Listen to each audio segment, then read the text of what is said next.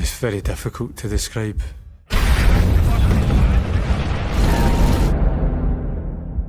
It came for the guts of the rig, and it engulfed us. I just thought I was burning alive. Went over to the side and jumped.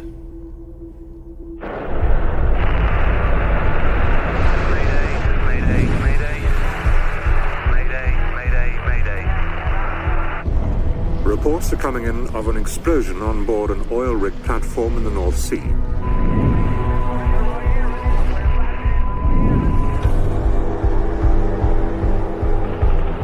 Fleets of ambulances and extra doctors and nurses have been standing by all night.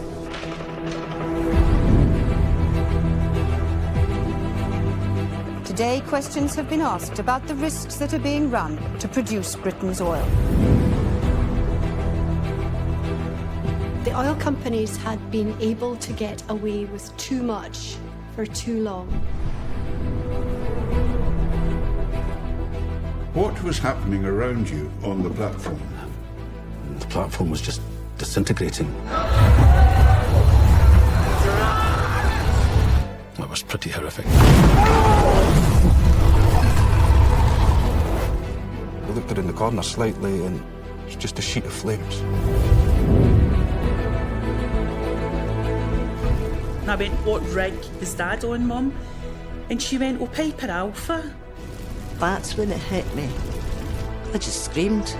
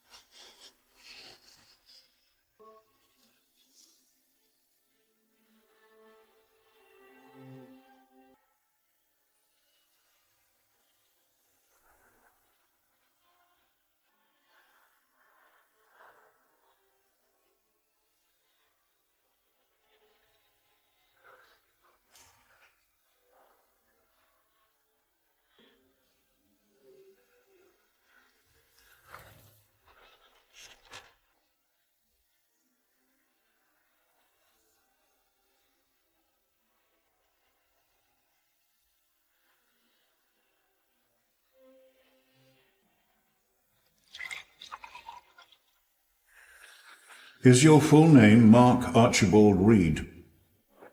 Yes. How old are you? 25. I live in Rutherglen, Glasgow. Last year I was employed as a lead foreman by Bodden Drilling, and I've worked regularly on Piper since 1982, so I'm very familiar with the layout, especially the drilling section. And my last tour of duty on Piper started on Wednesday, 6th of July itself. I was to be working the day shift, which was 11:30 in the morning till 11:30 at night.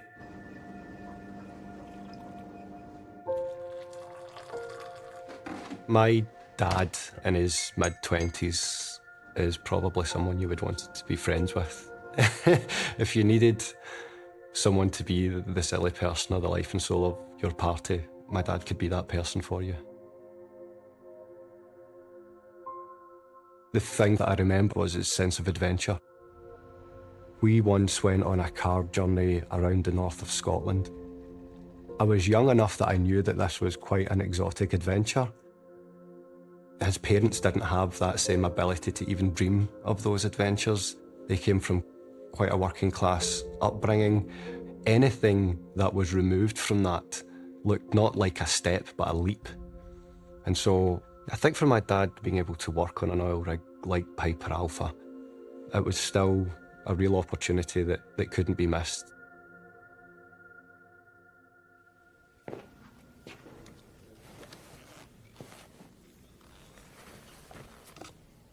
Is your full name Andrew Hamill Mochen? That's right. How old are you? 48 and I live in Glasgow. In July of last year, were you employed as a superintendent engineer? That's right. Been working offshore now for 10 years. My last tour of duty on Piper Alpha began on Wednesday, 6th of July itself.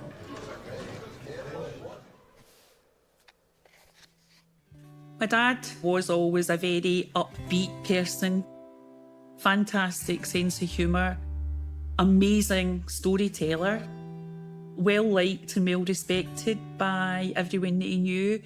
He wasn't tall in stature, so he was known universally by everybody as Wee Andy. He's just a traditional West of Scotland working man, working class. Celtic, the bookies, and working hard, providing for his family. That's the type of man he was. Growing up, my dad worked in the car factory at Linwood, which was Roots. He worked alongside lots of other people that we grew up with. When you go, will you send back a letter? Their neighbour next door worked in the car factory. A lot of the people in our street, it was like the biggest employer. So when that closed down, it had massive repercussions for the area. No more, Linwood no more, metal no more. There was definitely a sense of what happens next, where do we find a job? It's widely documented what was happening in Scotland. You know, we can go through the whole of the Proclaimer's song. Linwood no more. Traditional industries, steel, coal, car manufacturing, all gone. For my father, that transferred itself into him going to work in Aberdeen and the rigs. My dad wasn't chasing the big bucks. My dad was chasing a job. My dad was chasing employment to provide for his family. Liquid gold. Call it what you like. Britain now has oil, billions and billions of barrels of it.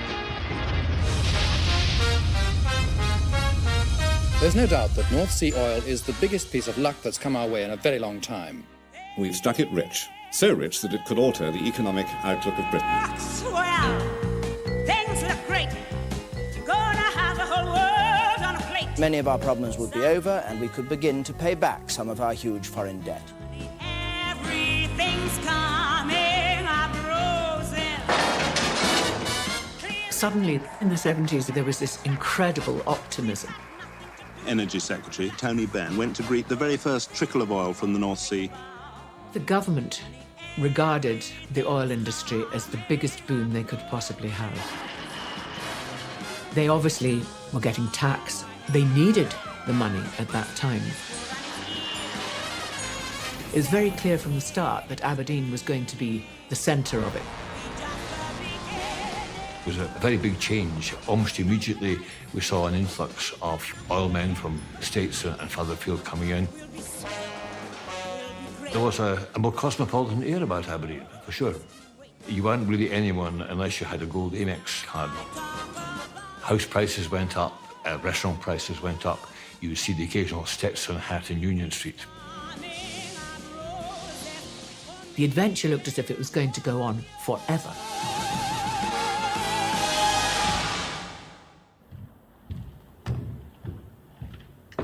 This witness is Mr. Conrad Watke of Occidental Petroleum.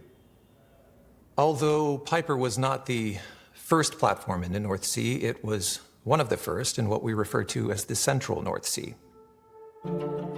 It was towed out and set into position in June 1975, approximately 110 miles northeast of Aberdeen.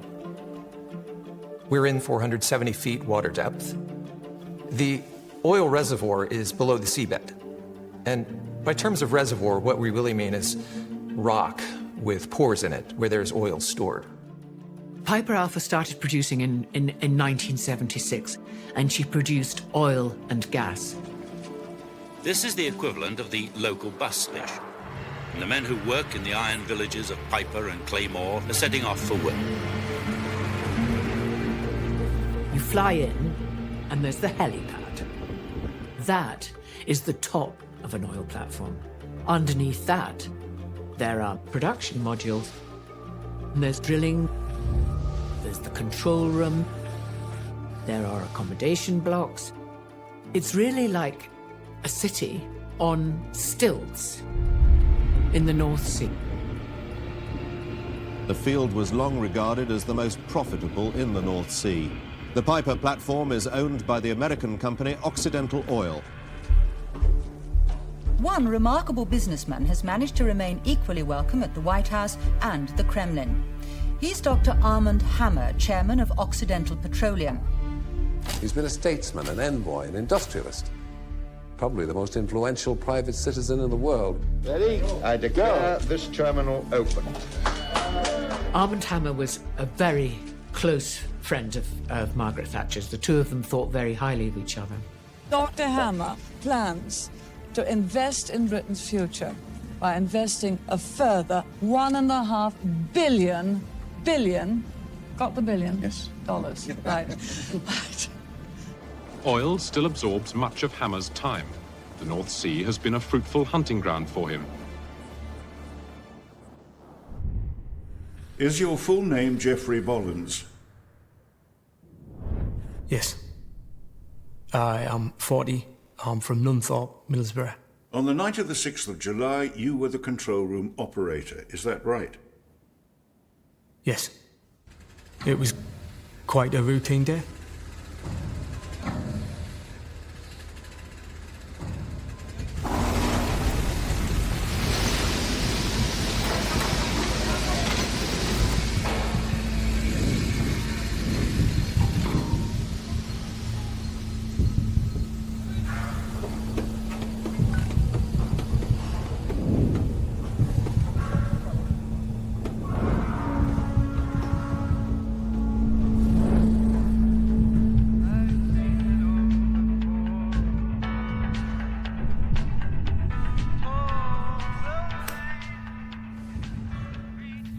In July of last year, were you employed as an electrician?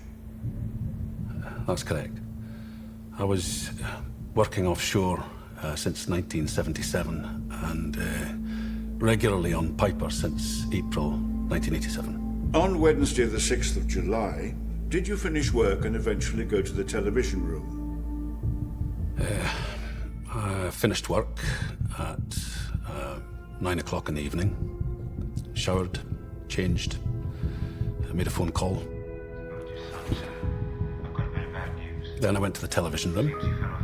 I remember the video quite vividly, or the title of it. It was called Whistleblower.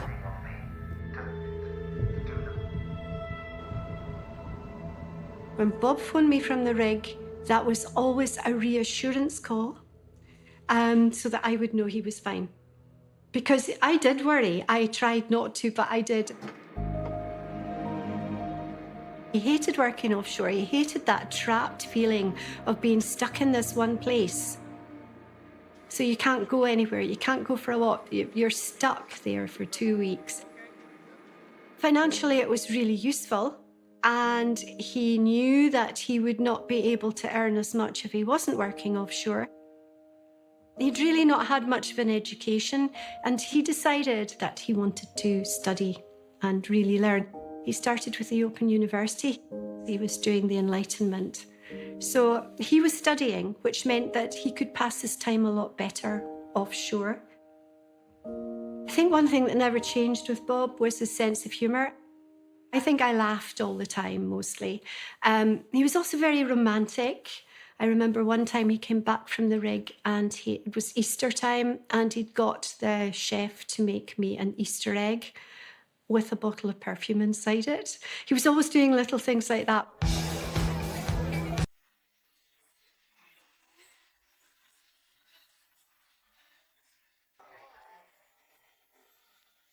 I think I was 18. So was that when you were first dating? Round about, aye. That's at Tiffany's. That's where I first met him. So was that like a nightclub? Yeah, it was. It was a disco. Just happy times, eh? I was dancing with his mate. Your dad looked at me and winked at me. That's how we met. He was just a fun-loving guy. A happy-go guy. Yeah. He was a good dad. He loved jizz. Yeah, we were used to going away and coming back and working offshore and then coming back. We were used to that pattern, weren't we? Yeah, it was a way of life for you at that age. You know, your daddy's going to work and he was coming home. That's I'm going to work.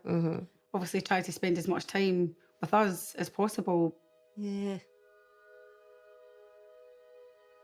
We quickly found our rhythm with my dad being away 2 weeks. We were like excited, like Christmas when he came home, because on the rigs at that point, you could get duty-free perfume, duty-free fags, duty-free chocolate. And you always knew whose dads worked in the rigs because that was part of your play piece, bringing out your fancy chocolate. And we always smelt the nicest. Like I was cutting about wearing Nina Ricci and an A&A when I was 12.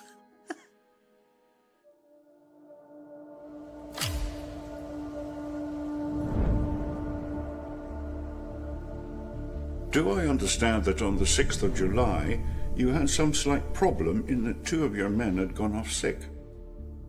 That's right. Would you explain that for us? I discovered about 9:30 that night that 2 persons had been laid off sick by the rig medic, and I hadn't been informed about it. One of them, the medic said, was suffering from infected gas inhalation. I mean, I wasn't happy. And I asked him, where would he get that? He said he would be back in touch with me later on. Believe it or not, it's less than 2 months before the start of the Summer Olympics in Seoul, South Korea.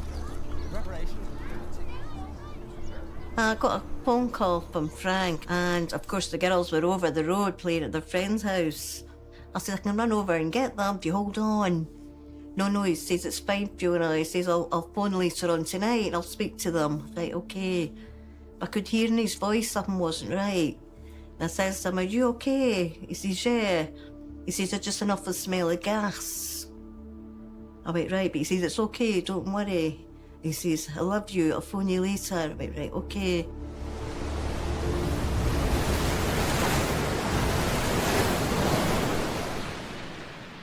I had been concerned about a lot of things in the platform itself. It had a high number of recorded defects and a large number of repairs that had been undertaken over the years. Your diving team would be the people who would know the state of the platform under the surface. Yes. People felt that it was in very poor condition. I had found Piper an uncomfortable place to be. I mean, I had never previously experienced a rig that shook so much as Piper. I suppose there was a sense that when you got a job offshore, you had won the golden ticket. But it was a very unforgiving job. There'd been a culture of fear, of people being afraid to discuss safety concerns. The men were not supposed to be able to revolt against their conditions. When they started to, this expression came in, NRB'd.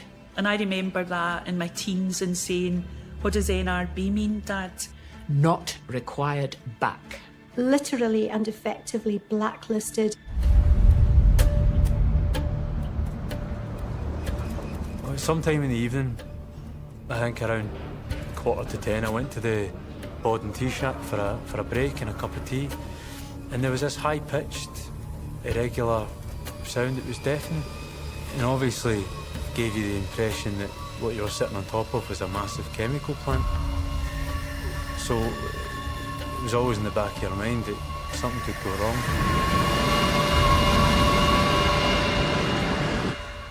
And someone said to me, that does not sound very healthy. Ironically enough, I said, one of these days this place is going to blow up.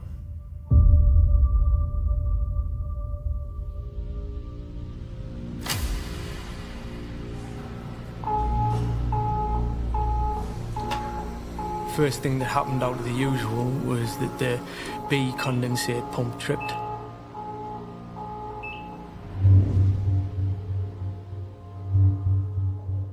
They were 2 pumps, the operating pump and the spare pump. Normally, one had only one of the condensate injection pumps working at any one time. The lead operator came into the room. He said to me that he couldn't get the pump restarted. And he said that he wanted to get the air pump reinstated. He got on the PA system to Alex Clark, the maintenance lead hand. Was your name called on the tannoy? Yes, it was. I came away down to the control room. I ran. If we could not get there quick enough and get things under control quick enough, we would shut down completely. It was critical that you got the system back on as quickly as you possibly could to prevent losing power to the rest of the plant. Then we started getting problems with the gas panel. I was not happy about the situation, but I knew the situation was being looked after. I'd obviously seen this quite a few times. And there were plenty of men who knew what they were doing and they would have been taking appropriate action. Then I started to get some gas alarms going off. The alarms came in very quickly at this point. You're talking about seconds. The gas alarm came up. I turned to go out the control room, and there was an explosion.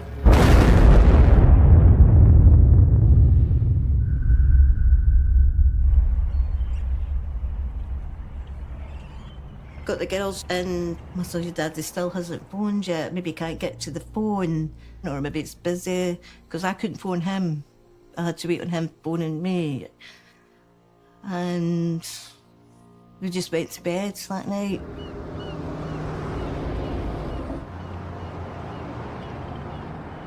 In July 1988, I was a 3-month-old baby. Family life for us in Glasgow was about as manic as you might expect. And it's wild to think about that now, that I was just such a fresh baby then, and that there were a million other things that both my parents would have been thinking about then when the disaster happened and changed everything.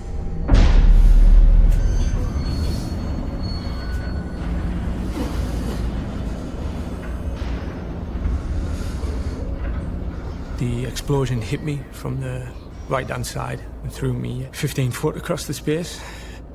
If I lost consciousness, it was only for a second or two. I got my thumb cut and I got a blow to my hip bone, which is very painful. I sort of went underneath the smoke as it was swelling over the top of us. I pressed the emergency shutdown button.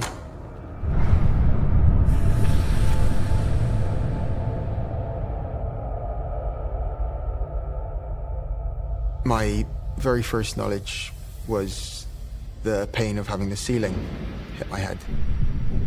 I was in the dive module, and the only lights that were on were some form of emergency lighting in the corridor. And there was such chaos in the offices.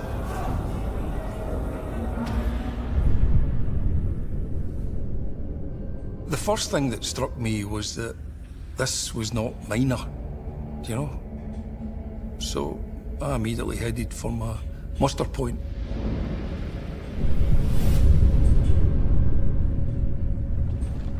I made the whole T-shack jump. The coffee machine came flying off the table it was on top of.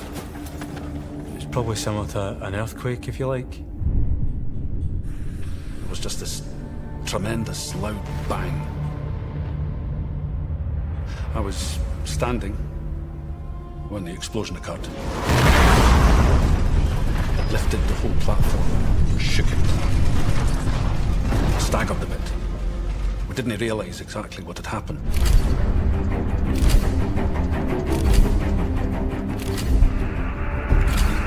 Mayday, mayday, mayday.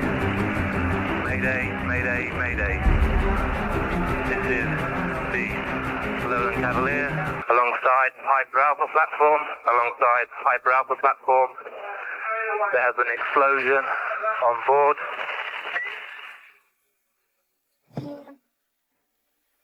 Is your full name Alistair Duncan Mackenzie Letty? That's correct. You are the offshore installation manager of the Tharos vessel. That's correct.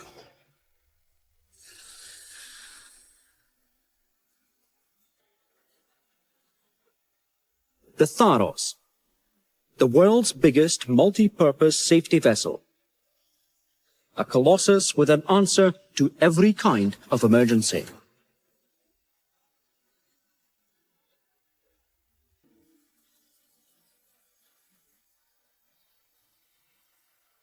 The water cannons on the Tharos can envelop a burning rig, 40,000 gallons a minute, hurled over 100 yards. The Tharos is probably the most effective, certainly the most expensive fire engine ever built. I was awakened by a loud noise, and I opened my curtains and looked out towards the platform. I got dressed as quickly as possible. Am I right in thinking that the position of the Tharos was 550 meters from the platform? Yes. We started to move there as fast as we possibly could. I intended to get all our emergency equipment ready as quickly as possible, and the Tharos has considerable firefighting capability and power water cannon. The intention was to get the gangway out and also to get the fire monitors running. You could have extended the gangway and landed it on the railings of Piper Alpha in order to evacuate people. It could be used if there was a place to land the gangway. That was the intention, yes. I was asked by the helideck whether they could launch the helicopter, and I said yes. It is fairly normal practice to get the helicopter prepared with a view to evacuating men from the platform. The primary muster area was at the lifeboat stations.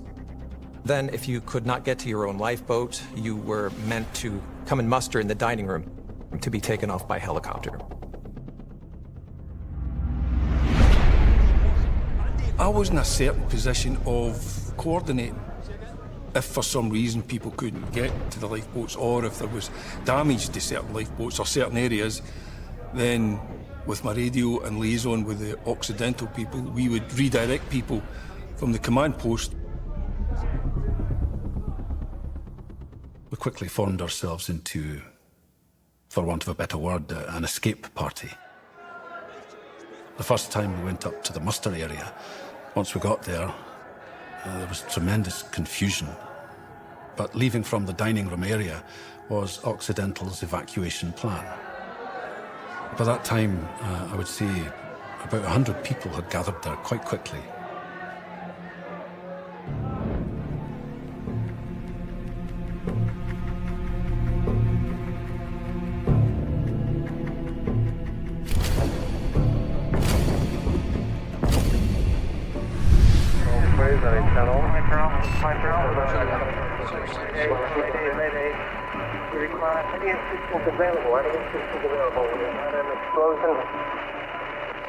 Explosion and fire. The radio is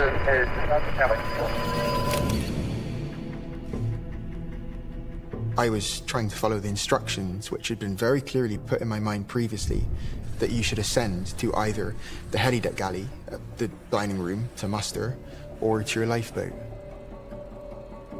And so I was constantly thinking and looking for a way up.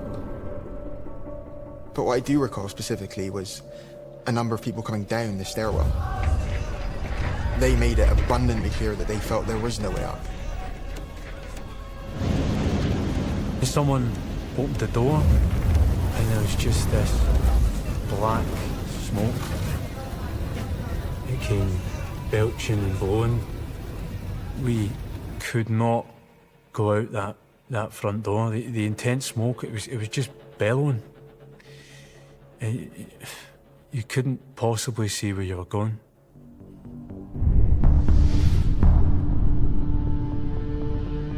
In the corner, I had seen a massive amount of smoke just billowing out from underneath the cellar deck area. But it was clear that there was no access unless I wanted to venture into very thick smoke. And so I wanted to see if there was any way that I could get to the south end.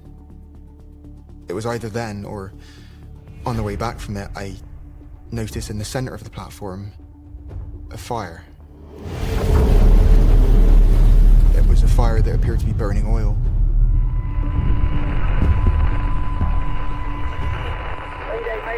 abandoning the radio room. We're abandoning the radio room. We cannot control. There you go. We're on fire. Over.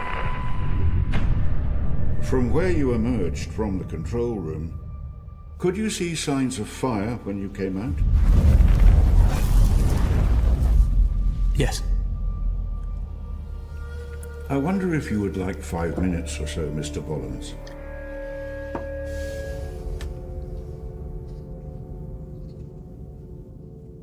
Dad was always outgoing, but also, you know, time for us and Mum. You know, we were, and we still are a close family.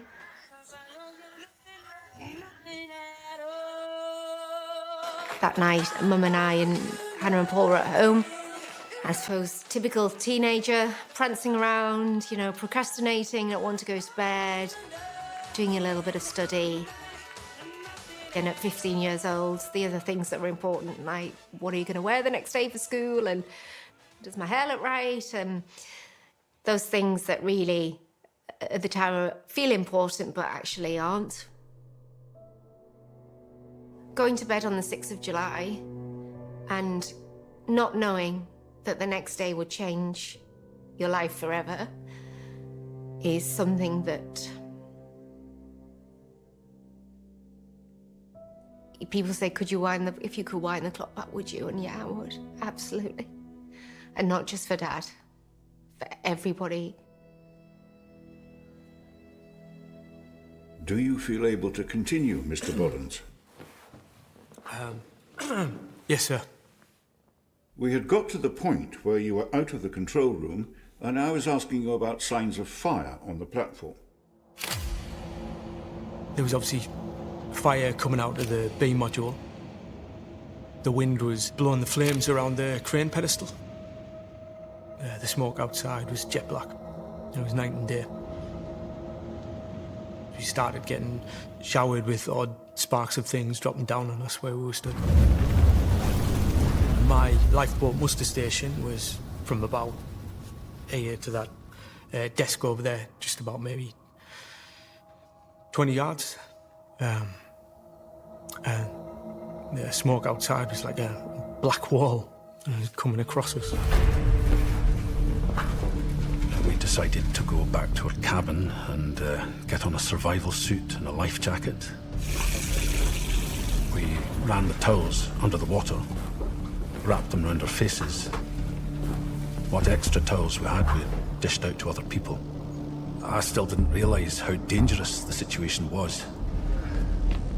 I had time to get my glasses, and I was reading Voltaire's Candide. I took Candide with me because I thought if I'm rescued, I'd need something to read that night. We intended to return to the dining room. Men just seemed to be drifting towards the dining room. It was already filling up with smoke. There was no other alternative options. All the other options had been closed. It was a matter of following everyone in there. I mean, that was the muster point.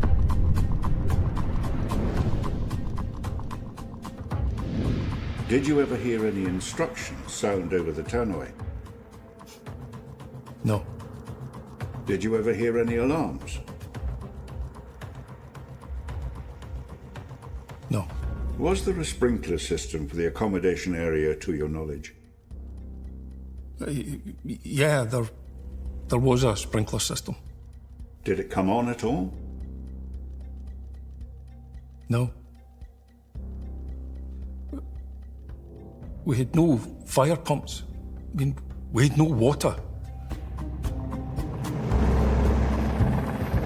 The object of launching the helicopter was with a view to travelling to Piper Alpha and evacuating men from the platform. That's correct. I think that several logs were in fact kept as best could be done in the course of that night. Am I correct? Yes, they were. The next entry is recorded as helicopter reports dense smoke over platform helideck and unable to land.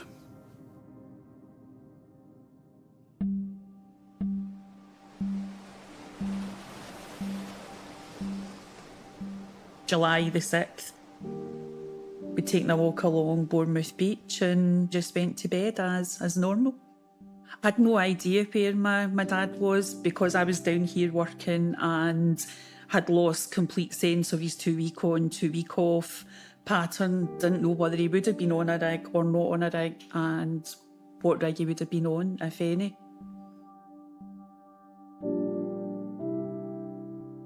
Because Bob was doing an Open University course, there was always materials of different components of the course would arrive in the post.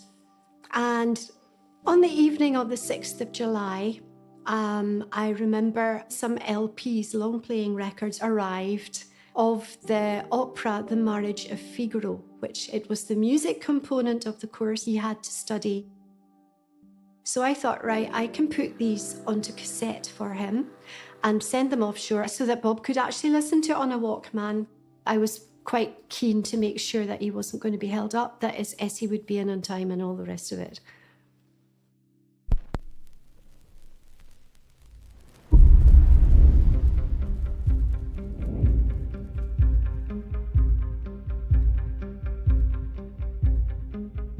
We intended to go back up to the dining room.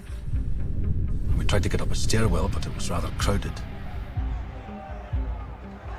And also we could hear people shouting in the confusion about being afraid.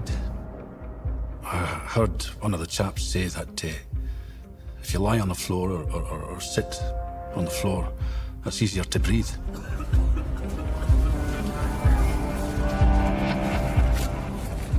Tommy Hayes and Neil MacLeod volunteered to put on their breathing apparatus and go outside to try and find a safe means of escape. They were gone about 10 minutes. And their summary of the situation was it was pretty desperate. They couldn't find any way out of the accommodation block.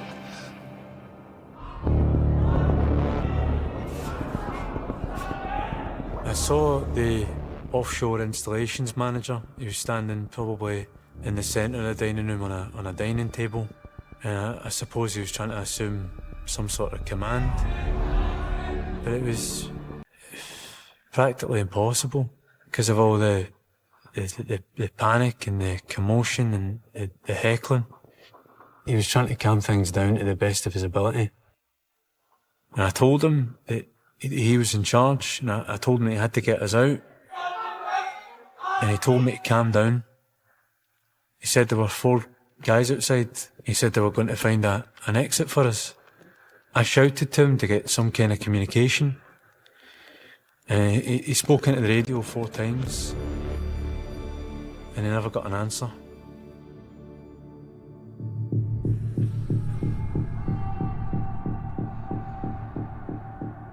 Some of the chaps had some presents about them and they were feeling the bars on the doors to see how hot they were.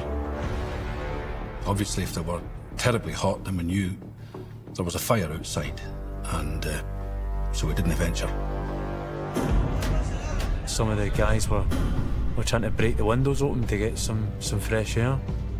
You heard the windows started cracking with the heat, and that's when the flames appeared. We heard one of the chaps from the lower deck say that the air was fresher down there, so we went down to the lower deck. We got down to the B level and found our way out onto the pipe deck.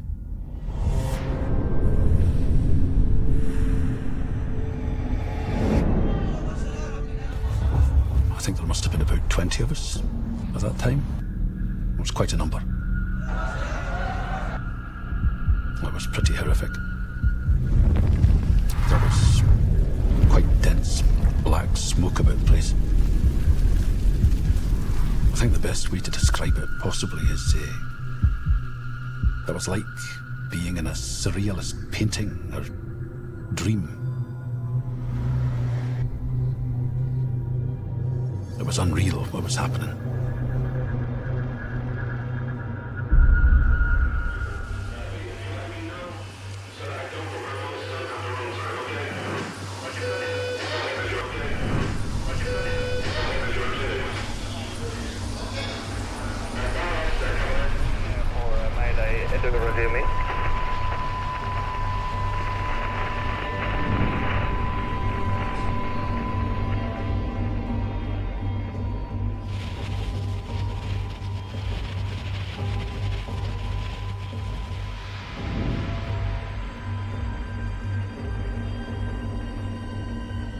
And I remember distinctly seeing people that I'd been working with constantly for weeks. And I think one of them asked me if there was any way up. I explained that there very clearly was not any way up and that there was no point in trying. I spotted somebody coming up from the navigation area, and as it was very clear we were low on options, I decided to go and have a look for myself. I was very shocked at what I saw. The entire dive skid was ablaze. I was struck by the sight of what appeared to be quite large items falling into the sea from that area. I remember a couple of the items appeared to be the size of cars. We moved to go down to the 68-foot level. There was nowhere else to go. All of the routes had been blocked off. There was a rope leading from the 68-foot level down. When I got onto the rope, it dropped. Only about 10 feet, but of course to drop any distance on a rope is quite an unpleasant experience. I was part of the group that went down the knotted rope.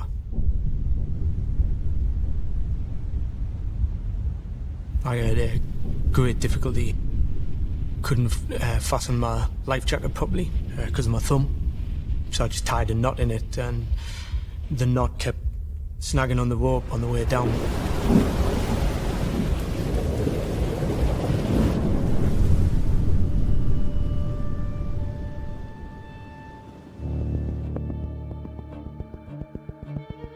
I turned around to the Z boat from the silver pit, and I waved and pointed, and they gave me a thumbs up. And I remember thinking at the time it was like hailing a taxi. I mean, it was extraordinary. I was the first into the Z boat, and the last out of it when we got to the silver pit.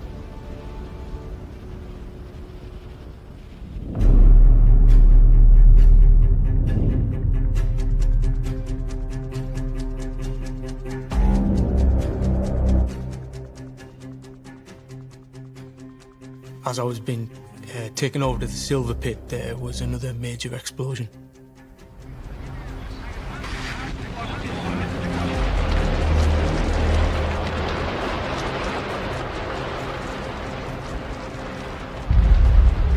I don't know where it originated from. It was just that big. Totally engulfed the platform.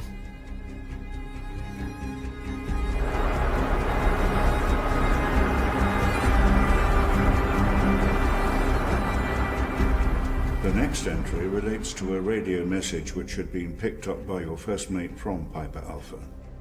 Yes, it was people, majority, in galley area, Tharos scum, gangway hoses, looking bad.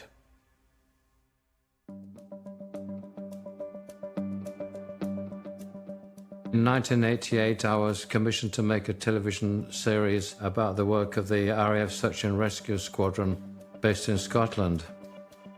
On the 6th of July, we got our meal ordered, and I sat down. I think I was in the middle of a prawn cocktail, and the bleeper went off again.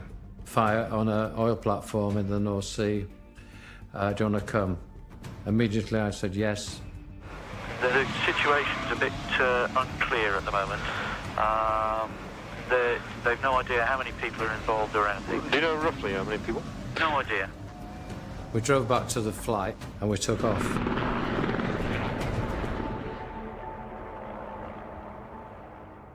In the evening, I had a friend round for a cup of coffee, and my phone rang. And this was a contact who said, something appears to be happening offshore. I don't know what it is yet. So I took the call and said, thank you very much. Shortly after I got that call, I got another call from another contact who said, they've reopened Aberdeen Airport. Now, in those days, Aberdeen Airport closed. I think it was 9:30, 9:45. No exceptions. So I knew, whatever it was, it must be huge. We took off at about 10:25. approximately 120 miles, so you're looking at about 50 minutes to get there or an hour. This is Rescue 01, airborne from Kinloss. A Nimrod RAF reconnaissance aircraft came on. So 01, we're airborne to Piper Alpha. We're just coasting out over Lossiemouth. We'd taken off, he was just flying above. We're still in transit to the area. We can actually see that the rig is on fire. Stand by for further. Everybody in the helicopters said, "Did you hear that? What did they say? He can see it. It's 120 miles away and he can see it." And he could. Within 10 minutes, we began to see the skyline changing to orange. Everybody in the Aberdeen newsroom had sort of gathered, and from then on it was a question of hitting the phones really, really hard. One of us would do the Coast Guard and the RAF, the other was do the oil companies, the police, and the hospital. Somebody said, "It looks like it's Occidental's Piper Alpha platform." Eric came off the phone and said, no, Occidental say it's nothing to do with Piper Alpha. There is a small explosion on a nearby drilling rig. And I remember hearing that because I had been told by the RAF and by the Coast Guard that Piper Alpha was burning from the sea level to the top of the platform. I knew we could not let the story hang there with no reporting of it. I just knew we had to get it on air.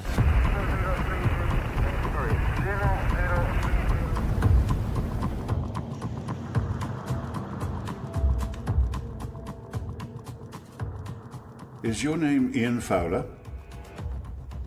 Aye.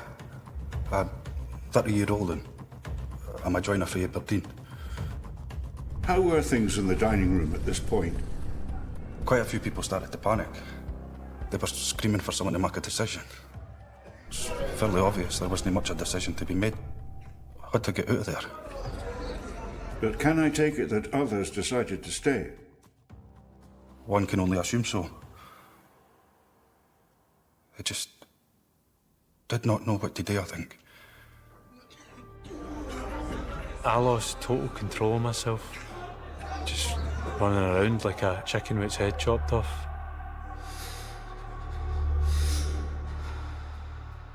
I shouted, "Is there anyone here from Bodden Drilling?"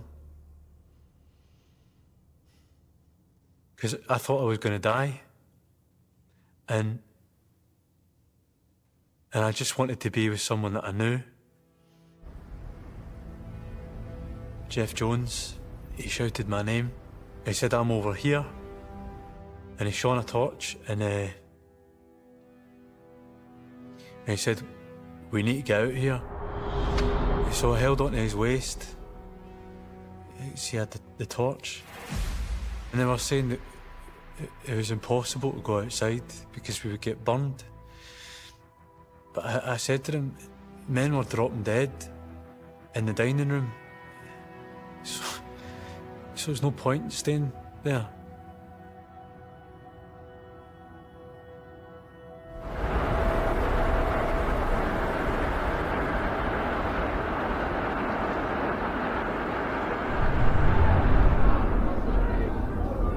At some point, was a suggestion made that you might douse one of the doors with water to see if that assisted in allowing you to get out? There's a hose reel immediately next to the emergency door. We tried that and there was no water. I can't remember exactly how the doors were opened, but I remember looking out and seeing the blue sky. And that was what sort of recharged my batteries. You know, it made me think I could get out, get some fresh air. It did clear slightly and I went out. There's a small food container in the area just outside the south doors. Maybe half a dozen people there. Whoever was in there just advised us to stay put so we could catch our breath. Tomatoes were getting passed around. I took 3 or 4 and squashed them over my head and my face and all the surface areas that were exposed. And later on, I ate the remainder of them because I was it's bitterly parched.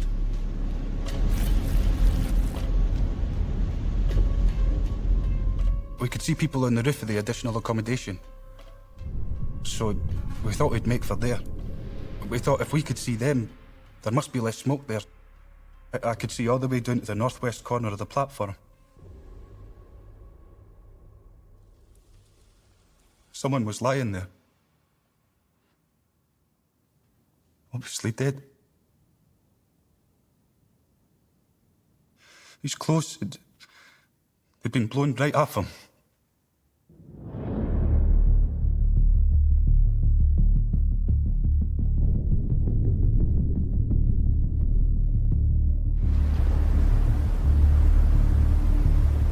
Did you try and attract the attention of the people on the Tharos? Yes. We got the attention of some of them. We waved at them and they waved back. The Tharos has a capability of extending a gangway, as we mentioned before, in order to evacuate people. Yes. We intended to deploy the gangway to form a bridge between the platform and the Tharos. But the landing platform was covered in fire and smoke at all times. We were in close enough to deploy the gangway.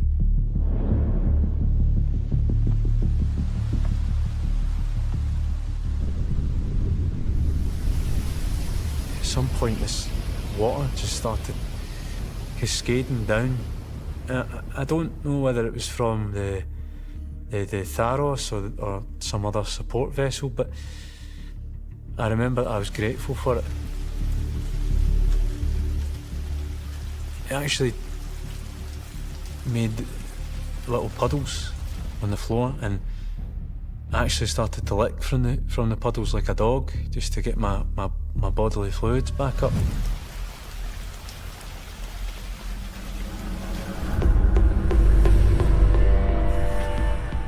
I think by that time, the Tharos was spraying water on us because I was getting cooled down. Our party had diminished somewhat. There was about 12 of us, I think. We went down a stair.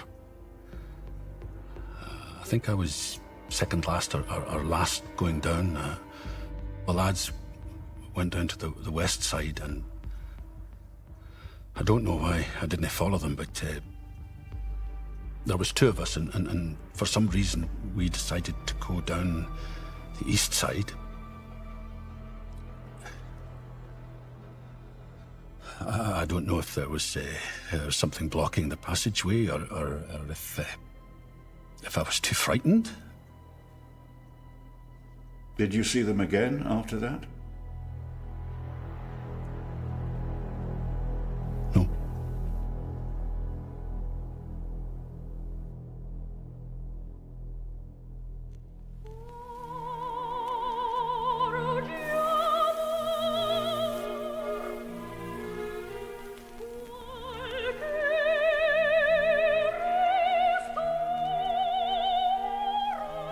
On the 6th of July, I was recording The Marriage of Figaro. That took me the whole evening. I got quite involved in that. I really enjoyed it. I hadn't really been interested in opera until that point. There were certain songs I found myself singing along with, and I did not give a thought to the Piper Alpha. And for the first time ever, I did not listen to the late night bulletin. I completely forgot all about it. On the night of the 6th of July, I was 14 weeks old, so my mother would have been having a sleepless night anyway, being unaware of what was happening elsewhere.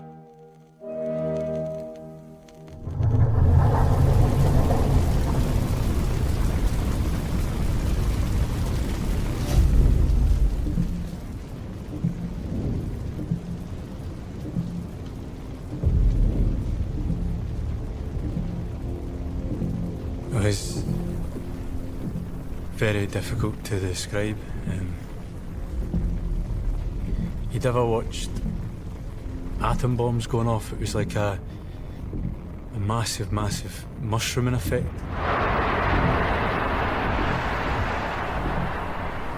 came for the guts of the rig and it engulfed us. Everybody just hit the deck. I felt the heat. I could feel the hair in the back of my hands, burning.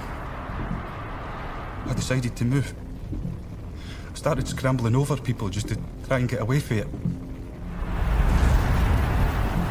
Your automatic reaction was obviously just to run away for the source of the heat, and I just took off in the opposite direction from where this explosion had occurred. And I could see it was going across the roof, going to the helideck, and I just felt a searing heat chasing me all the way. Had you had any training in relation to jumping from a height into water? Yes. I think they stipulate that if you jump from any great height, you're probably in effect going to break your neck. I know that in training, I probably jumped off the equivalent of what was a 10-foot platform into a swimming pool, which I think is rather superficial. A fireball came up and hit me in the face, and I just automatically put my hands up, you know. It's an automatic reaction, it's natural instinct to protect my face, and backs of my hands got it. At that point, did you decide that you had to get off the helideck? I never decided anything. I just thought I was burning alive. I never premeditated, I just went over to the side and jumped.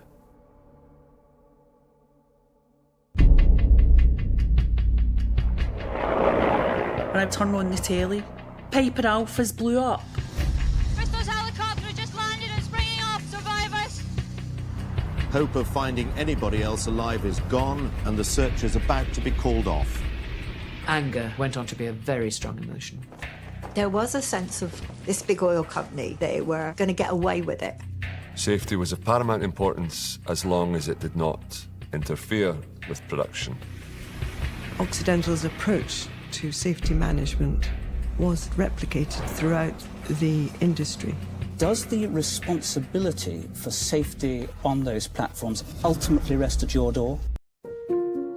I've got one really good memory that I think that has stayed with me forever. And I think this was when he was missing, and he was still out at sea. And she took us down to the beach, and we had to write messages it was just the three of us. We had to write messages in the sand to my dad. And we each had a rose. Yeah. And we had to write. It's like we had our own wee memorial service, just us. With our dad, just knowing that he's out there somewhere. And we watched the waves take our messages to him. That was really nice. Yeah. Nice.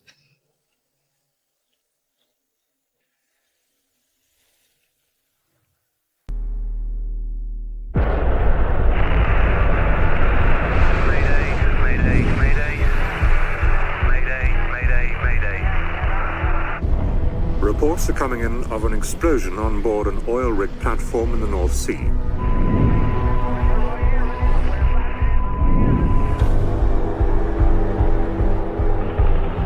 Fleets of ambulances and extra doctors and nurses have been standing by all night.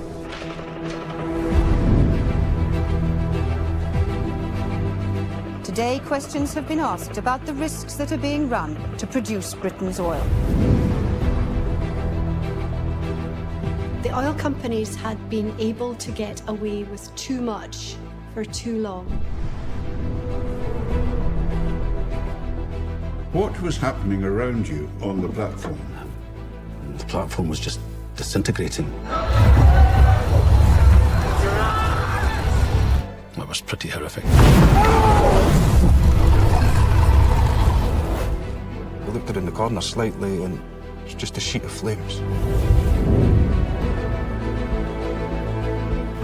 And I went, what rig is Dad on, Mum? And she went, oh, Piper Alpha. That's when it hit me. I just screamed.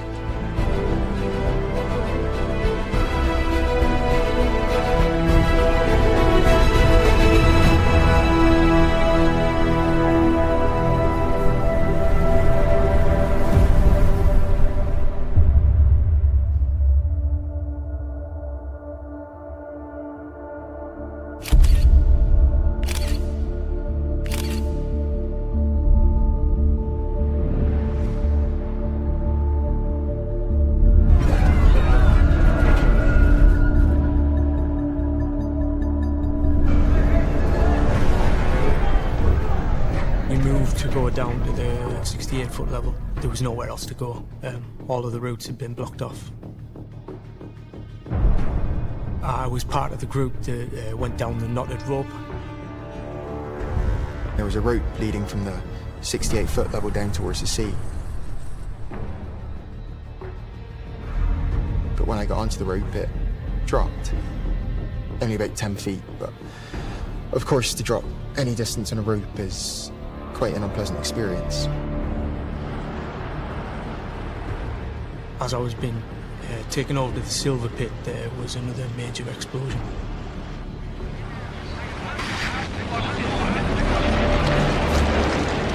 I don't know where it originated from. It was just that big. While you were on the silver pit, do you recall a further large explosion taking place on the platform? Yes, there was a massive explosion a few minutes after. I remember feeling the radiated heat.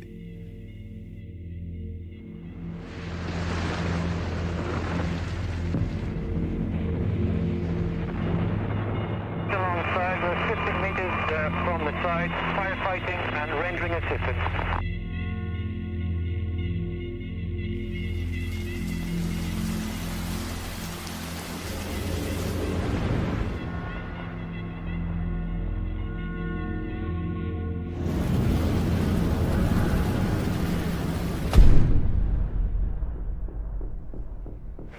They've no idea how many people are involved around these. Do you know roughly how many people?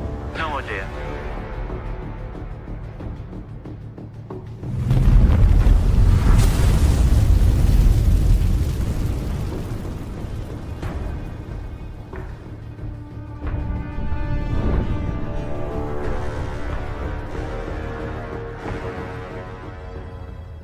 I just thought I was burning alive. I just took a run and jumped off the hill a bit.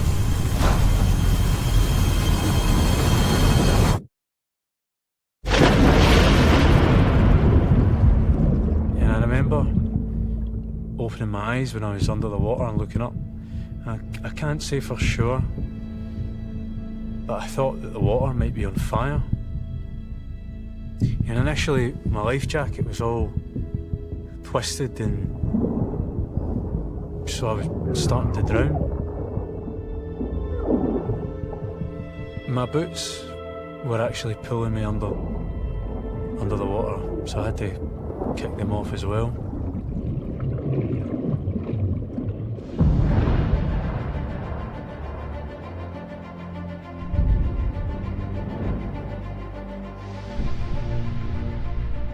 What was happening around you on the platform itself? I couldn't really distinguish between one bang and another. There was a tremendous amount of noise. I noticed at one point the part of the crane on the east side fell into the water.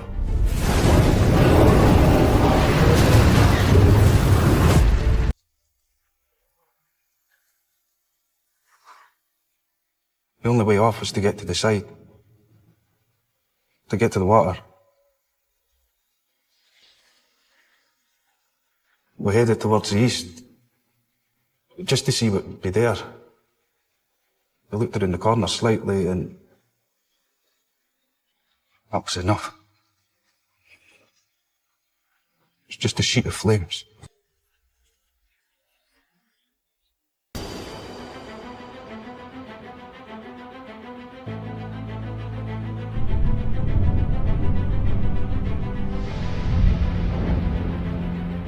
The drilling equipment, blocks of steel, The drill bits, they were being thrown about like matchsticks.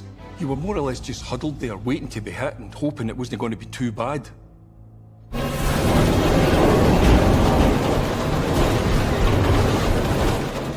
We went into the fabrication shop. We heard a crashing and a banging, which at the time I thought maybe above us. Things starting to fall. There was a steel table welded to the workshop flare, so we decided to go underneath there. The smoke was very bad. We were against the floor, just talking to each other, trying to keep each other conscious.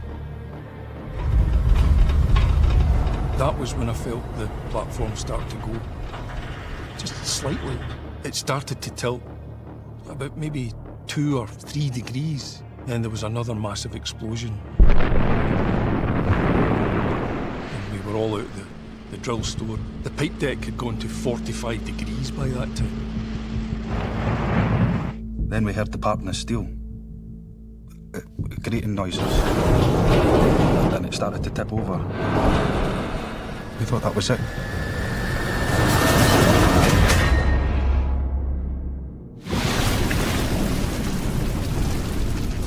I saw someone from about here to Lord Cullen away from me. Did you go to his assistance? Yes. And he was spitting out water and I think he was drowning. And I could see various boats in the distance, but they were miles away. Eventually, one of these fast rescue crafts came and picked 2 or 3 bodies out of the water and then went away again, and we were just floating for ages. It seemed like an eternity.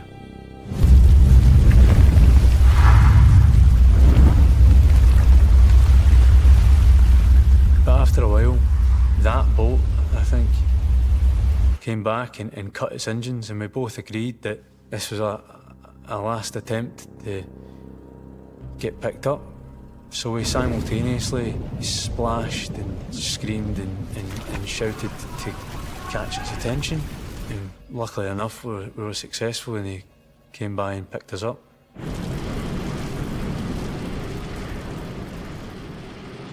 Did you go back onto the pipe deck? Yes.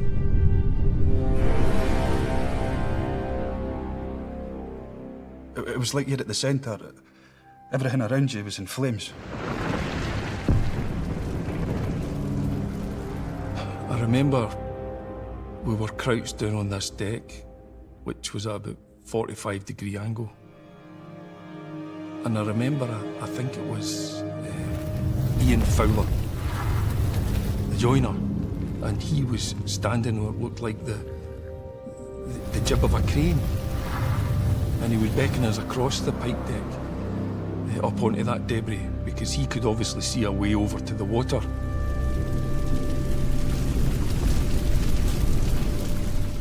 I could see downwards. The sea was on fire slightly. There were flames in the water. I jumped.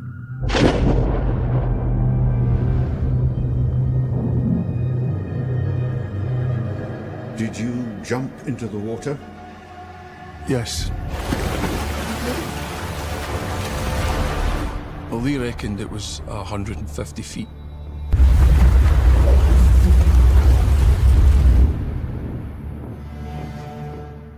There were further explosions and more debris was falling, and it was quite terrifying because there was nothing around about us. The whole thing was just disintegrating, and we decided we should swim away from the platform.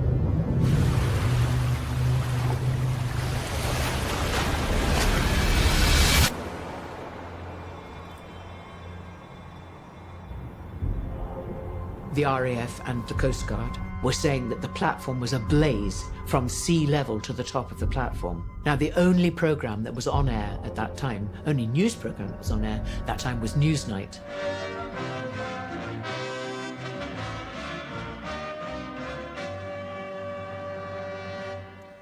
Good evening. My producer and I phoned the producer of Newsnight to say this is a huge story. Since we've come on the air, reports have started to come through of a major rescue operation in the North Sea. It seems there has been a fire and an explosion on an oil rig with 200 men on board, and a major rescue operation is now underway. But I hope that on the line now is our reporter Jane Frankie from Aberdeen. Jane, hello, can you hear me? Yes, Donald, I can. Details are still very sketchy, but according to the Coast Guard, the explosion happened about an hour and a half ago on the Piper Alpha platform. They say that there are men in the water and others still on board. According to the RAF, an emergency evacuation of the platform has been requested by the operators with a view to abandoning the platform altogether. We knew it was huge. I don't think any of us could have guessed how huge.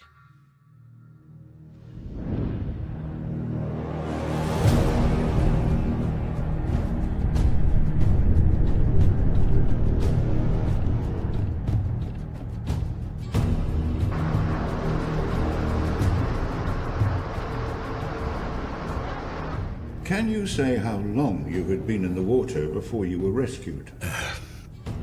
I'm afraid I don't know.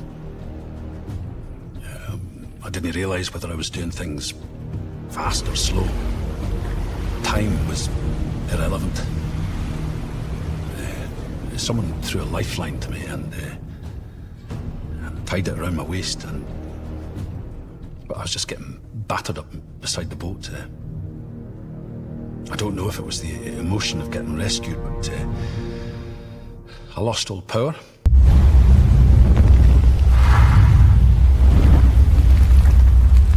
I saw a supply boat. It's impossible for them to see. It just missed me. I'm certain they were looking for survivors, but they never saw me.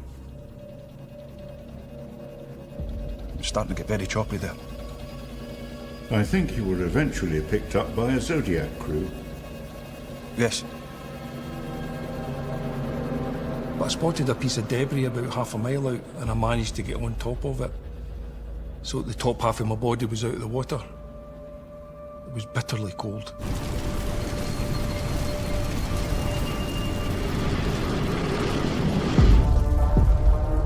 You can actually see that the rig is on fire. Stand by for further. I started filming when I could see the platform, or what was the remains of the platform. So we'd be probably about 2 or 3 miles away. Hello, Rescue 138 is on scene. Rescue 138, this is Amber Rescue, Roger, on scene, out. Back in 1988, I was making a television series about the RAF Search and Rescue Squadron. I was based at RAF Lossiemouth in North Scotland. Bloody hell, it's really on fire, isn't it? I'm sweating already. The fire was so intense that my film couldn't expose the correct temperature of the fire. Everything was going white. It was so intense, and the heat was tremendous. We could feel the side of the fuselage getting hotter and hotter as we got nearer and nearer to the platform.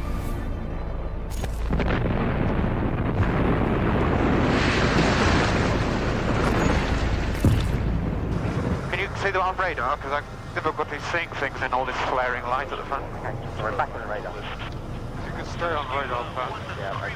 It's bloody bright, isn't it? And I could see parts of the platform collapsing into the sea. Right, so there she goes. It's certainly collapsing. I saw one section of it, was quite a big chunk, sliding into the water, and I believe now that that was the accommodation platform. It was apocalyptic. It was unbelievable.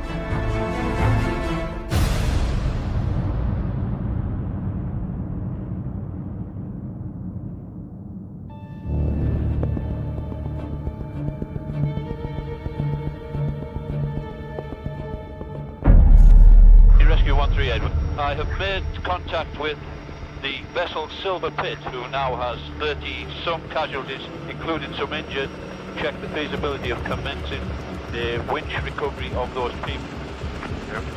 He's moving closer to Tharos. He is a converted fishing vessel with a small landing area.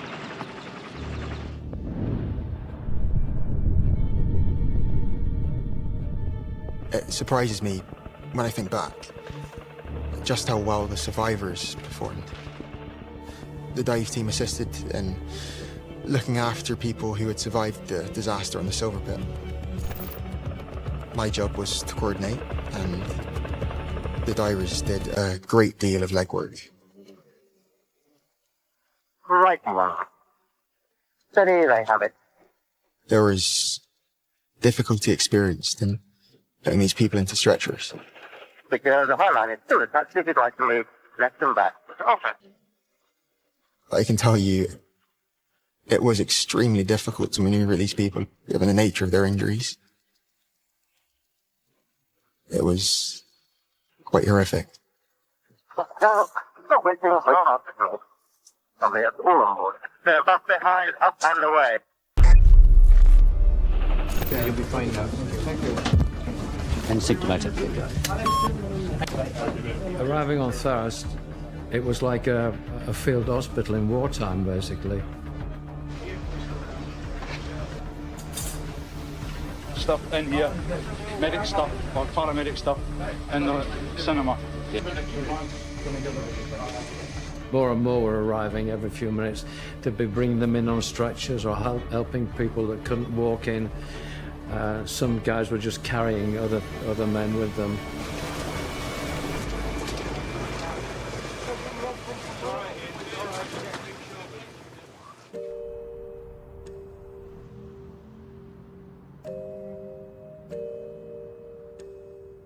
On the 6th of July, I was in bed. I was in bed asleep, as I think we all were. My aunties were driving home from an evening out, and it came up on the news, on the radio, that there'd been an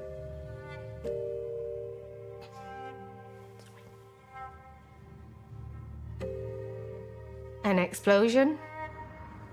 Reports are coming in of an explosion on board an oil rig platform in the North Sea.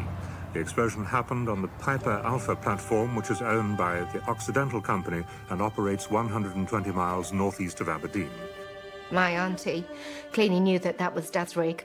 She'd contacted one of my dad's brothers, and Uncle Mike had said, well, there's no point waking Mum up for us to just sit and watch, what's going on. So that was the decision that they made, which clearly we're very grateful for, because we would have just sat all night watching and not knowing where Dad was. Were you later taken from the Silver Pit by helicopter to the Tharos? Yes. I was given some medical attention there. I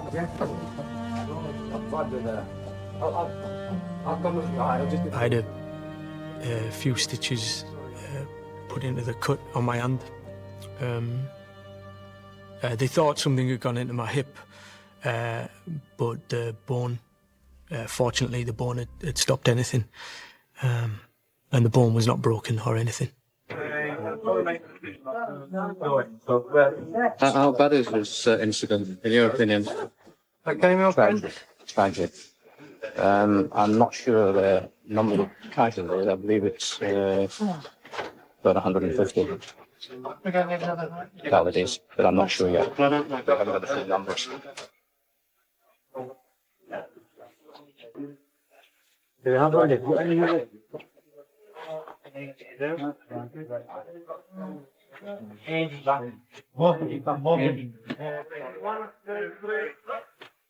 I'd burnt both my hands, my elbow, my backside. Both my feet were badly bruised, and every bone in my body felt like it was bruised, I still got a pain in my side, in my ribcage, just here. But I think that was partly due to jumping into the sea, going into the water, Rescue 138 Tharos, you are carrying one fatality, is that correct? We're now carrying 2. Understood, sir. Do you have a task after that?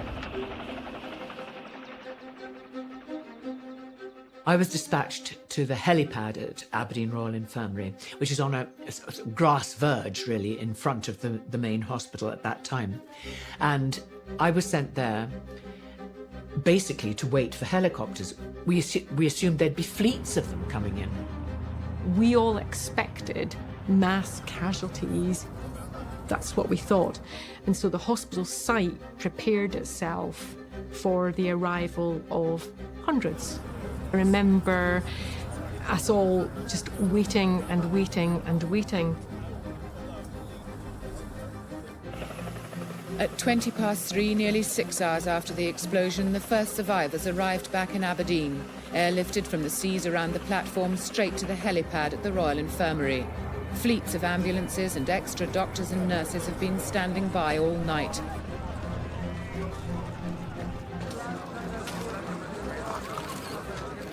I almost didn't hear the helicopters anymore because I'm so focused on what I was doing. I remember this figure. Grey, absolutely grey, eyes in shock, but he was walking, and it was Bob Ballantyne. Later, were you taken to the Royal Infirmary at Aberdeen? That's correct. Did you sustain some injury? I had burns to my face and the tinnitus. So I woke up on the morning of the 7th to the doorbell ringing. I got up to answer the intercom, and it was the police on the other end. And I let them in, and they said that there had been an incident offshore, and that Bob was okay, so not to worry, he was fine. And that I could probably go and get him from the hospital. I was in such a daze, I really had no idea what they were actually telling me. So we arrived at the hospital. Felt like it was kind of chaotic.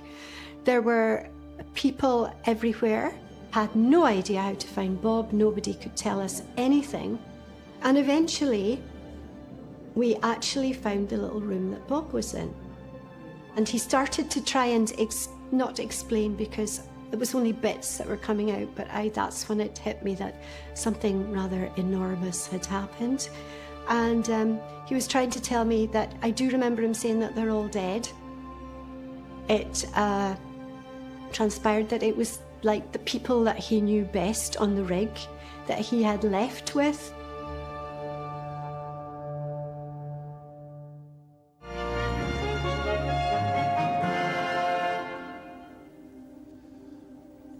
It's 7 o'clock on Thursday, the 7th of July, and this is the BBC's Breakfast Time programme. A very good morning to you. Today's main story. 192 people are still missing after the explosion late last night on an oil platform in the North Sea. 232 people were working on the Piper Alpha platform when the explosion happened. The cause isn't yet known. I mean, Piper Alpha, that name doesn't sound familiar. Our reporter in Aberdeen, Jane Frankie, has been to the hospital, and possibly we can link up with Jane now. Jane, good morning. Are you there? Good morning, yes, I am. A distressing scene at the hospital. What is the latest from there? Well, it really hasn't changed much. The situation hasn't changed much. There have been 7 helicopters in now who've brought in 27 men. 16 of them have been detained and 1 is serious. So phoned home. My mum came to the phone. I went, what rig is Dad on, Mum? And she went, oh, Piper Alpha. And I went, turn on the telly. And she went, what's up? I went, Mum, it's blew up. I went, Piper Alpha's like on fire. Do you have any indication yet of the extent or seriousness of the injuries at the hospital? They all looked like burns. Those on the stretchers looked very seriously injured. They were completely covered from head to toe. Some of them were on drips as they were carried out of the helicopters. And then the phone just got hung up.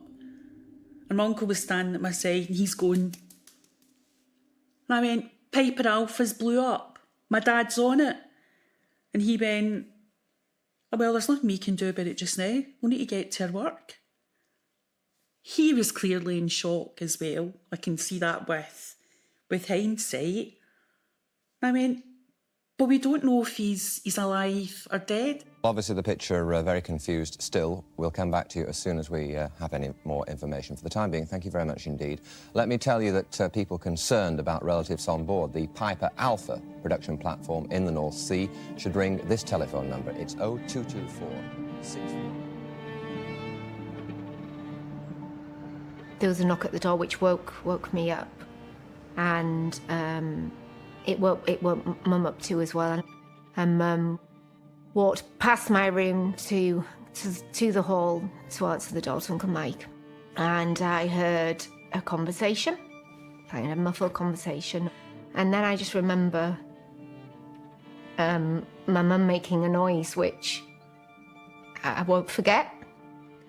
A kind of a massive intake of breath.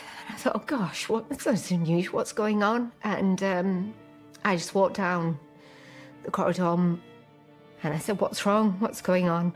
And Uncle Mike just looked at me and said, your dad's oil rig's on fire, Rachel.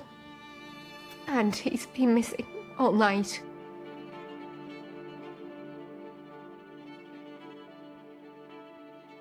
One of the rescue helicopters took me to Aberdeen Hospital. While I was in there, one of the chaps came in who lived in Aberdeen there, Bill, and he asked me if I could do anything for me. And I says, I'd like you to phone my wife and tell her I'm okay. Off he went, and then he came back with a chap with the suit on and the clipboard and pointed out that he'd stopped Bill phoning my wife as he Occidental and we're in charge of things and we don't want misinformation going out.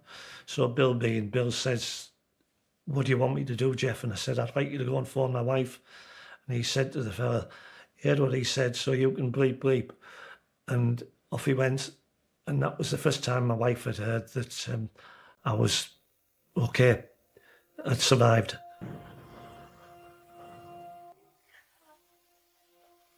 It's possibly one of the biggest ever explosions in the North Sea. It is almost certainly one of the biggest rescue operations. 21 ships are out there, 11 helicopters.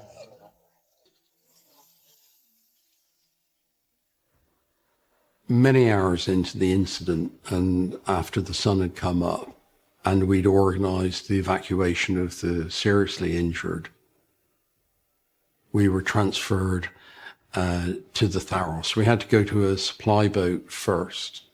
And then from the supply boat, we were lifted by a crane in what's known as a basket transfer onto the Tharos. And then after an hour or so, we were evacuated by helicopter.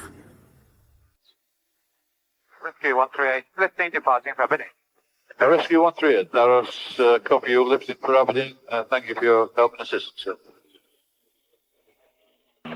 When we got onto the helicopter, you felt safe for the first time that night.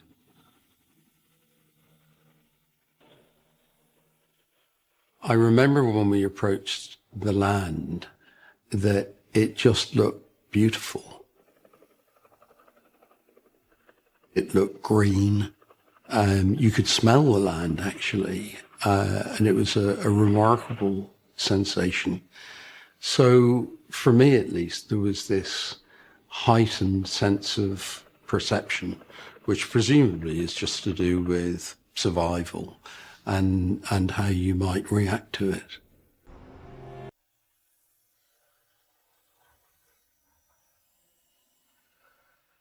It was obviously very early in the morning. We were all still in bed. I heard the phone when my dad was offshore. I was the ears of the house then, because my mum was deaf. I got up and answered the phone, and there was a lady there saying, "Can you wake your mummy up? Can you wake your mummy up?" So I thought, right, I got up, and it was a family member, and she says, Fiona, she says there's been an explosion on the rigs in the North Sea. And I thought, there's hundreds of rigs out there. It's okay. I went downstairs and I put the telly on, and that's when I seen explosion, and I seen between 80 odds and 100 men missing. That's when it hit me. And it was like somebody, I just screamed. 2 policemen came to the door to tell me that Frank's probably missing. And after that, we would just watch the telly, we waited to see all the survivors coming off, and we were wanting to see if he was one of them. And the more time went on, you just knew he wasn't coming home. You just knew it.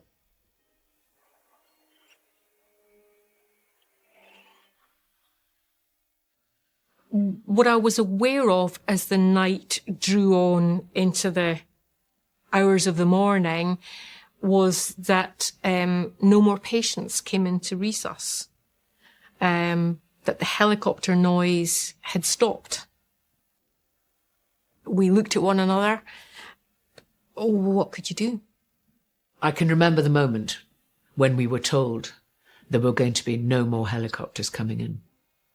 And it was families being told that if they hadn't seen their loved ones by then, they weren't going to.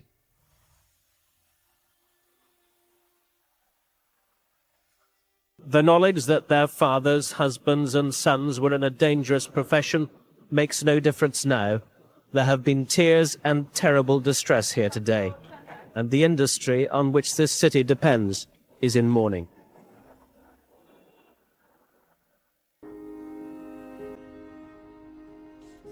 So that photograph there is actually the Friday night before. So that's what, Friday, Saturday, Sunday, Monday, Tuesday.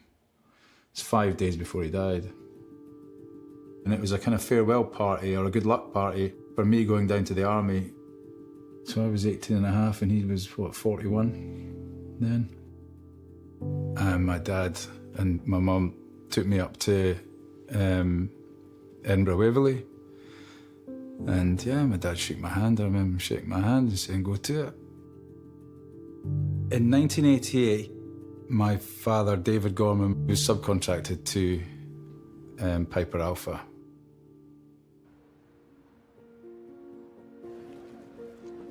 So basic training, you didn't get any access to newspapers, you didn't watch TV, you're in the army.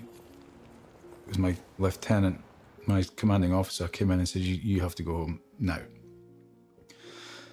So they gave me a train warrant and took me to Darlington train station in a Land Rover and just dropped me off. Of course, I'm still none the wiser to what's going on, and I'm really confused about why I'm being sent home and really confused about what, I don't really understand what's happening. So I went into the newsagent to buy a can of Coke and a Mars bar or something, and the papers were just covered. Metal sticking out of the sea, headlines, reporting of the amount of people that had died.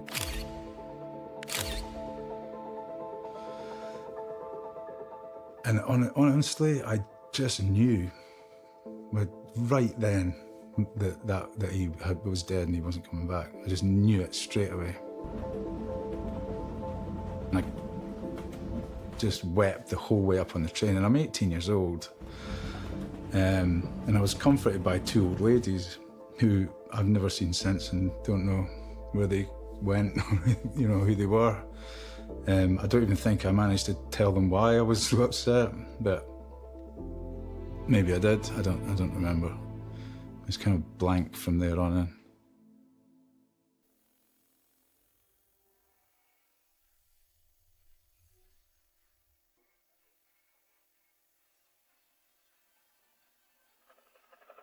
A fleet of warships and oil supply boats and helicopters are still combing the sea 120 miles northeast of Aberdeen, but hopes of finding survivors are fading.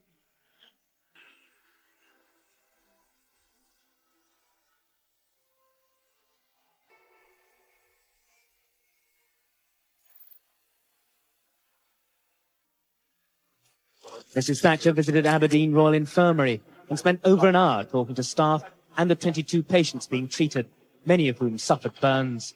How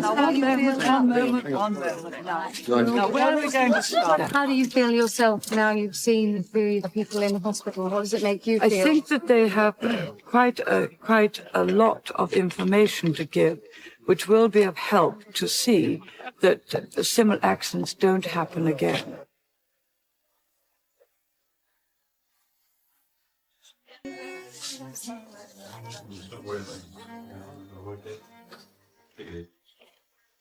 The first recollection I have of seeing my dad was when he was like part of the media circus. Andy. I mean, he's got the bags on his hands. And I hadn't had the opportunity to speak to him at this point. So I was seeing my dad along with everybody else in the world, if you like, on the telly, which was bizarre. Did you hesitate before you jumped? Did you just go for it? No, the decision was made for me. It was roasting. You know, it was fry or jump, so it was jump. We've been told that it was just a humongous sense of relief, just knowing he was alive. So most people on the rig wouldn't have had any chance at all of getting off? None whatsoever, no. You must be one of the lucky ones, though. You wonder why me? And what thoughts were going through your mind, like when you were in the war? Well, you obviously pray, you know, but you think about your family, your wife and kids, simple as that. What was the worst thing about the night? The worst thing you experienced? I would say the worst thing that you experienced was thinking you were going to die 100 times, you know. Andy, how old are you, Andy? Andy, can you look up? 48. Andy, can you look up here? Andy, what did you do on the rig? What was your job?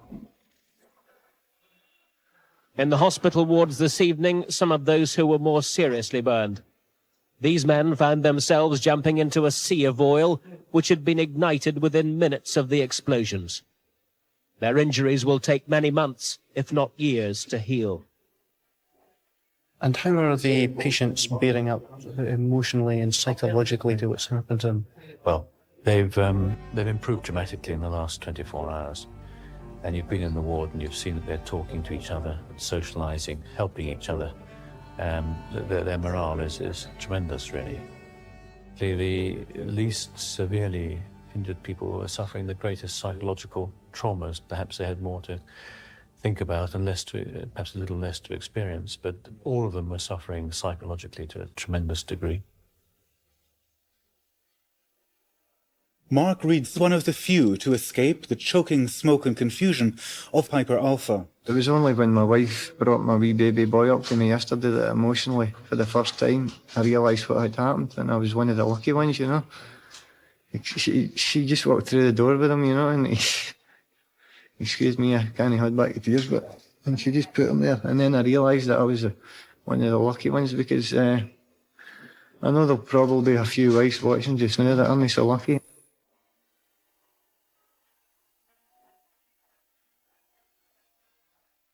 It wasn't until I seen photographs like this one that even although it's in black and white, it's more apparent just how severe those injuries were in the beginning and how heavily bandaged up he had to be. I mean, it's just surreal mentions for me as the baby at the time, now seeing things like Mark looks forward to reunion with his wife and son, and realising that I was that son. The pain that he's feeling is not just the pain in his burns, but the pain in his mind for having to actually recollect all of this in such a short space of time, so soon after all of this happening. He'd gone through this horrific experience. He was feeling really bad about being alive. He must have been living in absolute terror, constant terror, constantly reliving some of the blackest moments of what he'd gone through and not able to switch it off. But very, very quickly, within a couple of days or so, he's thinking, this has been happening, that there was a whole lot of factors were contributing to this explosion, and they have to be brought into the open.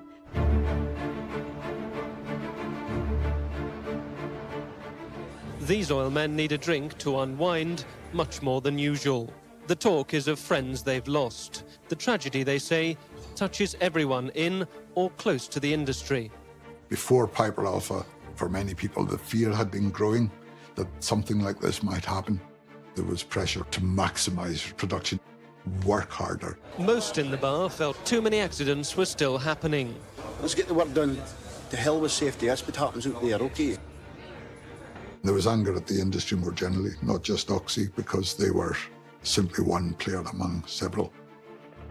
300 miles south of Piper Alpha, 100 men have resigned from their jobs on 3 gas platforms. They say they're worried about safety standards. The case, particularly what happened yesterday concerning the 160 men that lost their lives, that something has to be done concerning safety. Before its destruction, the Piper field was producing about 125,000 barrels a day, worth about £1.5 million. But that, unlike the human loss, is recoverable. Today has shown what a high price can be paid for the oil which is keeping our economy going. The men sum up morale on the North Sea quite simply. Very low. I think a lot of people are looking whether they'll go back offshore. Obviously, when they come home, their wife's going to say, well, no, son up.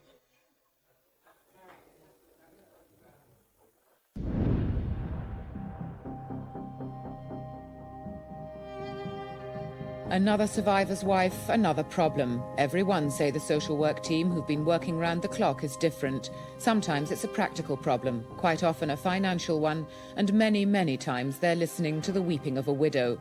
But the most important thing is the listening. The shock is beginning to wear off, and they're feeling that they need to see someone to talk through their problems, and practical problems, and also, just how they're having to respond to their feelings about what's happened. There was this dark cloud over Aberdeen at the time. Everyone you met, they had some sort of connection, and they often saw that as that they wanted to tell you about their connection and their distress, because there was an awful lot of distress. It's a curious thing when you go through an experience like that. You want to be away from it, but also actually psychologically, you probably need to be back there. So I was drawn back to Aberdeen.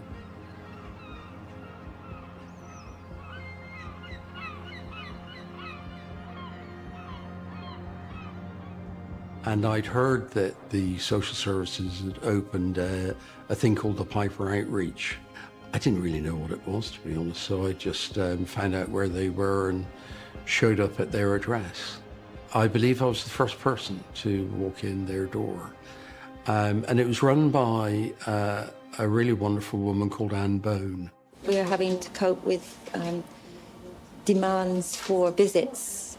People are in such distress that they wish to see somebody straight away. Then we had the survivors they wanted to meet, so we set up survivors meetings.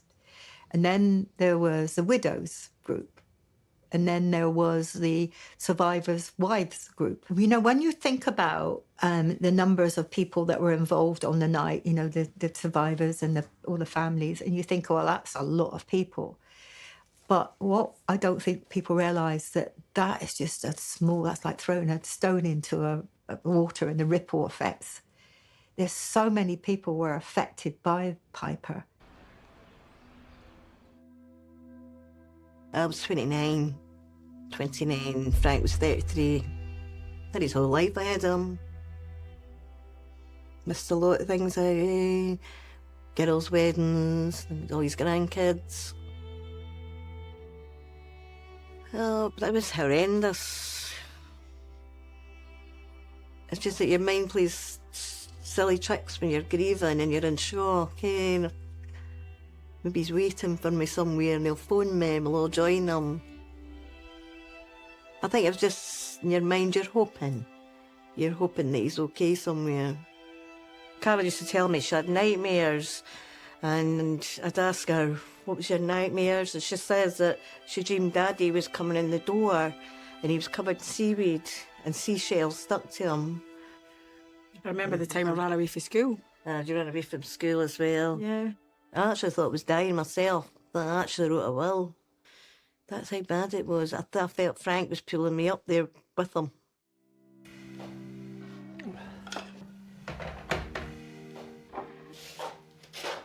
Dad got home. I suppose I was thinking, how is he going to cope with what he's just been through?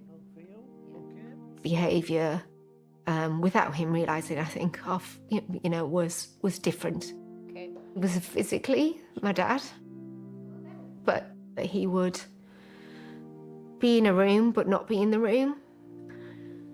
Mum said that he'd go missing for days, and that went on for quite a long time.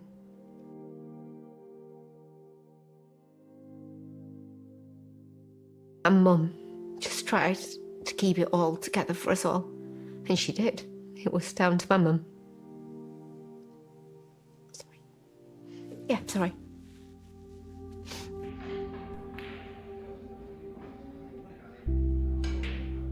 You get a feeling of, first of all, anger, rejection, and then total don't give a damn about nothing type thing, People have forgotten me, Maybe I should just have been killed and made it nice and tidy for them. But, we're a bit of flotsam after it that is quite difficult to deal with. He absolutely had survivor's guilt, and that was apparent from the get-go. The phone was just going all the time. Fellow survivors, people who had lost family members whose bodies still hadn't been recovered. Could he remember seeing people? Could he remember where they seen them? And if there was anything that he could have done to ease the pain, suffering, mental anguish that families were going through, then he absolutely perceived that as a responsibility.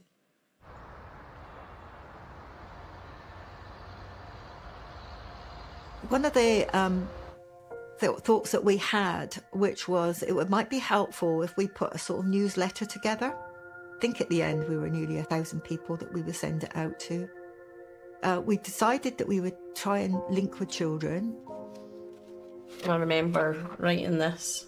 The children of all the families, we used to be able to send in our letters, and we used to get to read other children's stories in these letters. And this was this was my letter. My daddy was on Piper Alpha. Somebody phoned my mum when we were sleeping. My mum was crying, so was I. And my sister. I miss him a lot. I loved him very much.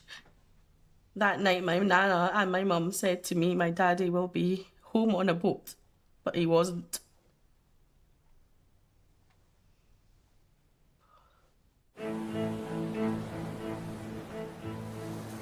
I worked for Frank Doran, MP for Aberdeen South. Many of Frank's constituents were people who worked in the industry, and many were those who were working on Piper Alpha. So on the one hand, you were in shock because everyone was in shock. But on the other hand, there was a job to be done. But the biggest thing, I think, was to focus on what next. What do we do about this? If we were ever to answer the question, how do we stop this happening again? Absolutely critical to understand what happened on this occasion. What was it that caused the disaster? Who made those decisions, and what were the consequences of the decisions? The Energy Secretary emerged from today's Cabinet meeting saying there would be a deep and very far-reaching public inquiry into the Piper Alpha disaster. Nearly 30,000 people work in the United Kingdom sector of the North Sea. They and their families have the right to expect the fullest possible investigation. What can you offer the families of the many thousands of people whose loved ones work in the North Sea oil industry? What can you offer them tonight to assuage their worries? A determination to get to the bottom of this if we can, to learn from it what we can, and to make sure so far as we can that it doesn't happen again.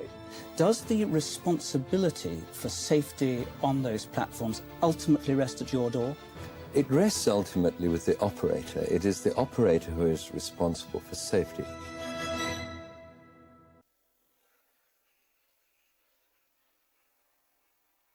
Fairly recently, we had just been appointed as the Scots lawyers for Occidental in Aberdeen.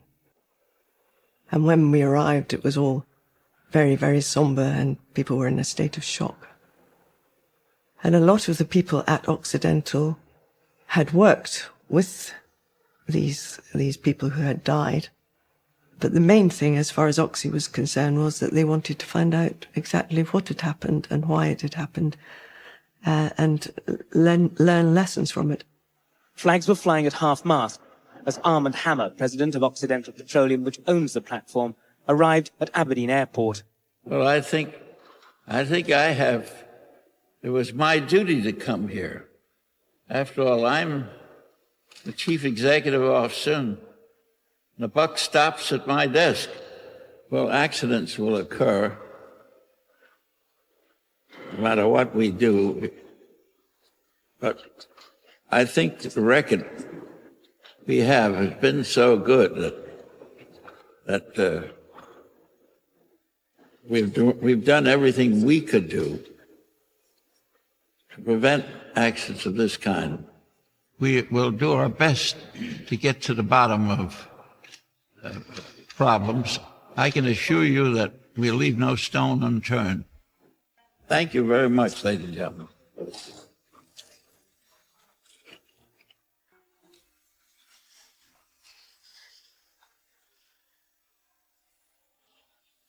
People, particularly the survivors, and indeed the bereaved relatives, were trying to find out what went wrong. There were, I mean, you can imagine, there were all sorts of conspiracy theories and things like that going around, but something had clearly gone catastrophically wrong. 6 weeks after the Piper Alpha disaster, there are increasing fears that the truth about safety aboard may never be established. It's still not known what caused the explosion, which claimed 167 lives. The public inquiry into exactly what did happen will be chaired by Judge Lord Cullen. He'll also try to find ways of preventing such a disaster ever happening again. I think people were hopeful that this would be a way they would find out what had happened to their loved one. They were hopeful that this would mean that they would get answers to questions that were why it happened. I mean, the way the inquiry was set up was that each of the survivors were subpoenaed really to come along and give their story, their experience on the night. And so that was quite daunting because they felt very responsible to get it right. Despite the distress the inquiry may bring to survivors and families, no one denies their evidence must be heard. When you witness something like that, of course it's going to have a very powerful effect on you. I mean, I saw some really awful things. Fortunately for me, I was able to engage in a carefully projected fury. When it came to the public inquiry, I was very keen to say some things. I was very keen to say some things about the industry in a wider sense, not just about Piper Alpha. It's been part of a personal obsession, and the only way in which I've been able to live my life is to turn that obsession into a stand. As a run-up to the inquiry starting, there were some families and some individuals that felt quite strongly that the families and the survivors and those that had died would get some form of justice, that this would bring answers. Occidental would be brought to rights, basically. Bob had been conducting his own, if you like, inquiry.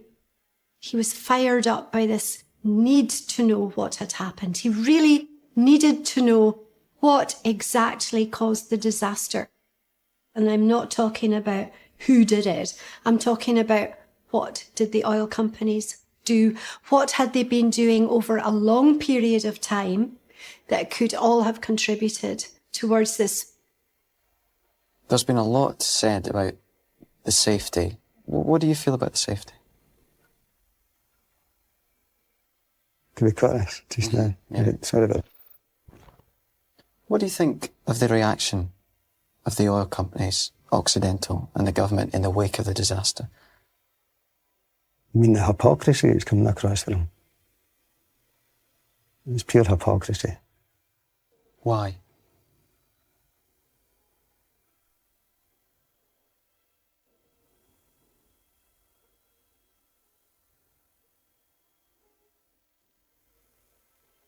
Because there's an awful lot of money there. And they've got to keep producing alpha to produce their profits. And it's profits before people.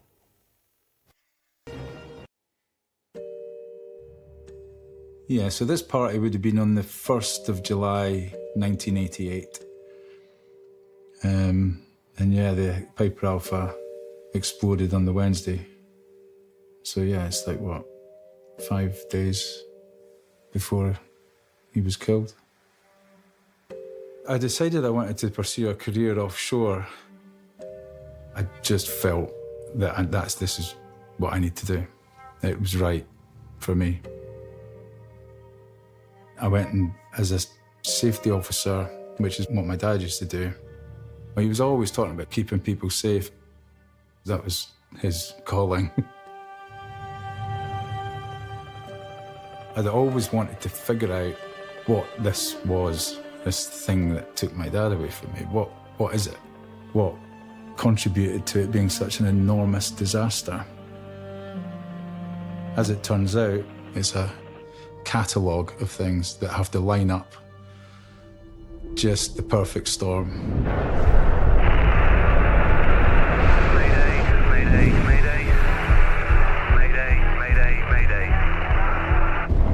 Reports are coming in of an explosion on board an oil rig platform in the North Sea.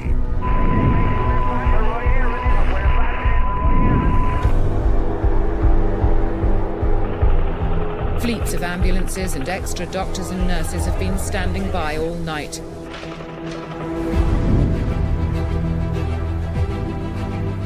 Today, questions have been asked about the risks that are being run to produce Britain's oil.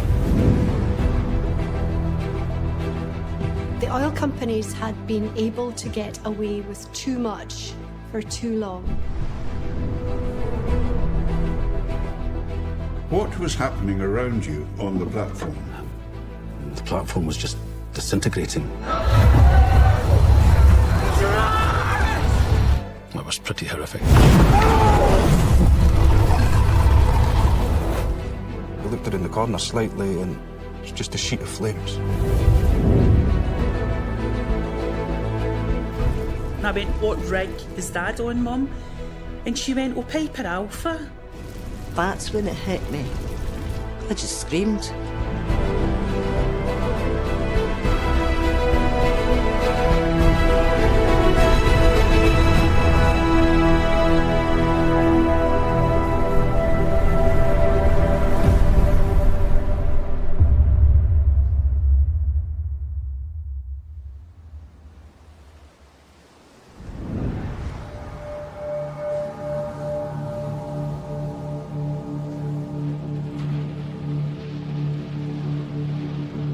The main accommodation module from the wrecked Piper Alpha platform was finally raised from the seabed at the weekend.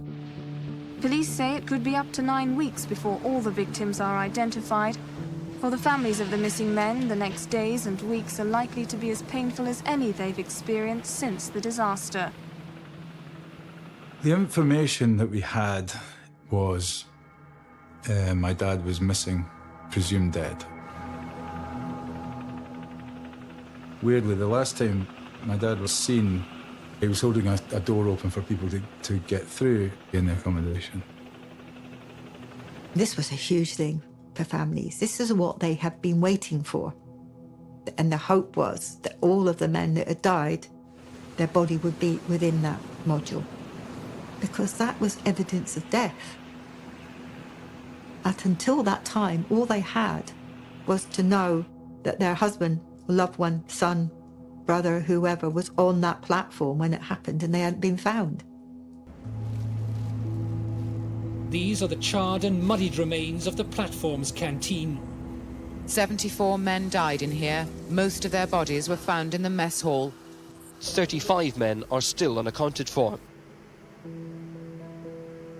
There was an anger and sadness about the North Sea becoming a tomb for the poor families that never ever got their loved ones' bodies back. That really haunted my dad. My dad was one of the ones that was never found.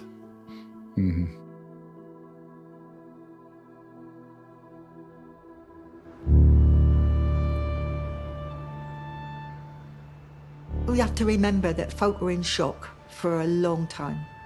We were starting to hear the anger about what had happened. And there was a lot of talk. A lot of the men had a lot of worries and concerns about the safety of the rigs. There was a lot of suspicion. People were piecing together bits and bobs of what had happened on the evening. They were discussing potentially how unsafe a rig Piper Alpha actually was, that safety issues had been flagged up on it, and there was a strong sense of anger of what could have been avoided. Workers in the North Sea oil industry have accused companies of putting profits before safety.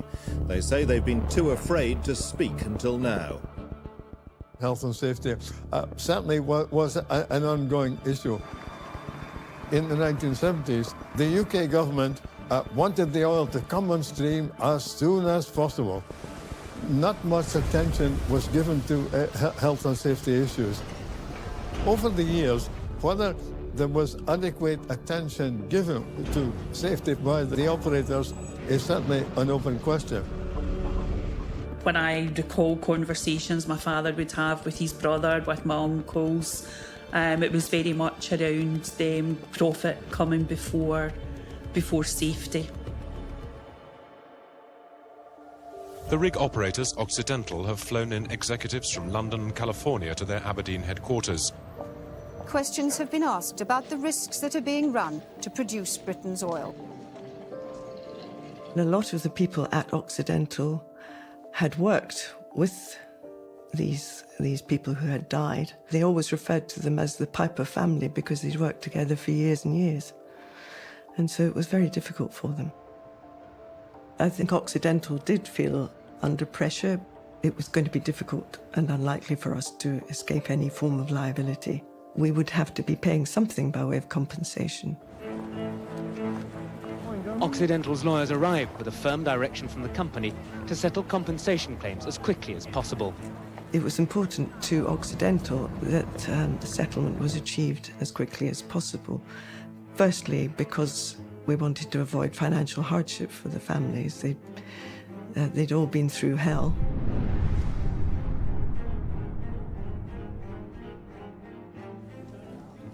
Occidental wanted to make it absolutely certain that irrespective of whether there was a prosecution, that they were not on the hook, so to speak, for any more damages. They wanted it really to be full and final.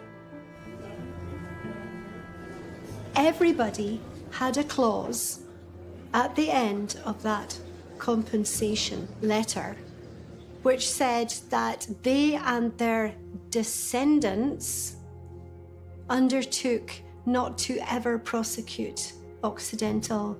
I always remember that you signed a form as well that you could not make any more claim to them. That was it. Well, I probably just wanted to pay you off and keep quiet. Really, nobody should have signed that, but everybody did. I think from the point of view of the families, there were some that felt very strongly about it. But to achieve finality and not to delay matters further, we felt it was a reasonable clause to insert. We could have been tied up for years. And of course, if you've lost the breadwinner in the family, waiting for years isn't something which is easy to do. Everybody signed it because everybody needed the money. I had lost Frank. I had no income coming in. I needed money to live. So you had no choice but to sign. The whole thing about money and compensation were all bubbling away. It did build the anger. It did make people feel frustrated. They were caught up in this. They were just a little people, if you like. There was a sense, this big oil company, they were going to get away with it. Aberdeen's Exhibition and Conference Centre will host what promises to be the longest, most expensive accident inquiry ever held in Britain. The inquiry will start on January the 19th, just across the road from the headquarters of Occidental, Piper Alpha's operators. The inquiry is expected to last at least 6 months, probably longer. It was a public inquiry. Therefore, it was a judicial inquiry. We weren't allowed to film inside at all, as if it was a court. The remit given to Lord Cullen was to find out what had caused the tragedy, but also on a wider scale, what lessons could be taken from it, not only for Occidental, but for the industry as a whole.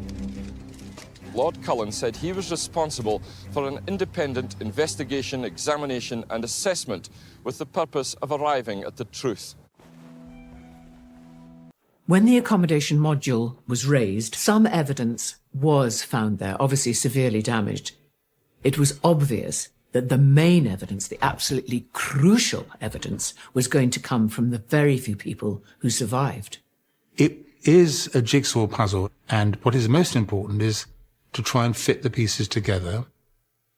So we had to, with great care, try to get absolutely vital information from survivors who were traumatized.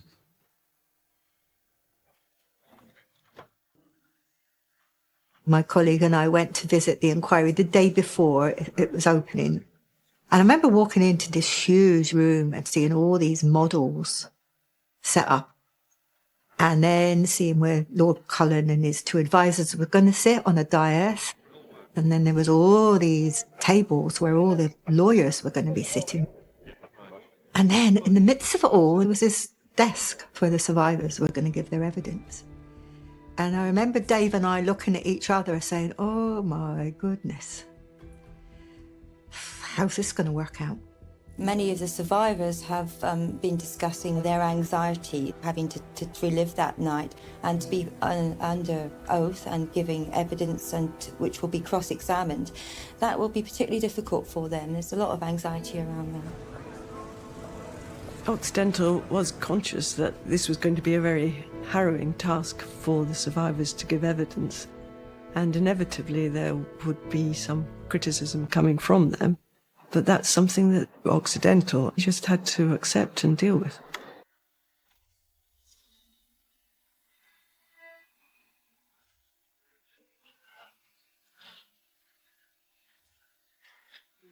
Lord Cullen opened the Piper Alpha inquiry with a promise to listen to all evidence linked to the disaster. Lawyers for relatives of some of Piper Alpha's victims said many of their clients simply want the inquiry to tell them why their loved ones died.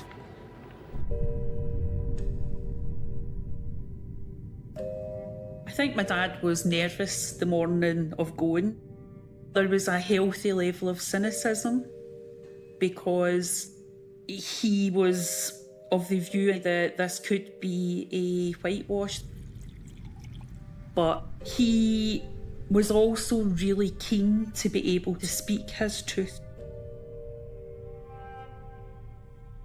It was rather an intimidating experience. There were many widows, there were survivors there, and people were very upset. I was very keen to do it. You know, I felt that I had a lot of things to say. My feelings were that my dad was on trial. And I remember feeling quite angry about that. I knew I was going to have to give evidence at the inquiry. I was obviously apprehensive about it, and watching all the barristers and Lord Cullen and the experts made me even more apprehensive. But I knew it was just something I had to get on with. Is your full name Geoffrey Bollins? Yes. On the night of the disaster, you were the control room operator, is that right? Yes.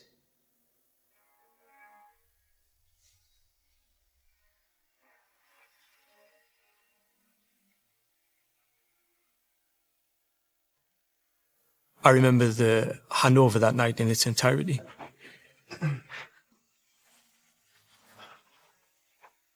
Bob Vernon came on shift with me. Nothing to record. It was quite a routine day. We were running with a condensate pump less. That was about the main difference.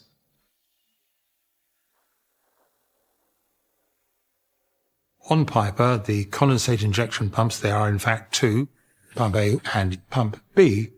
You only need one, the other is a spare. On the 6th of July, Pump B was operational. Pump A was shut down. The pressure safety valve had been taken out for maintenance and a blind flange installed. The blind flange is essentially a cap. The pressure safety valve was not going to be replaced until the morning of the 7th of July. That pump can't be used.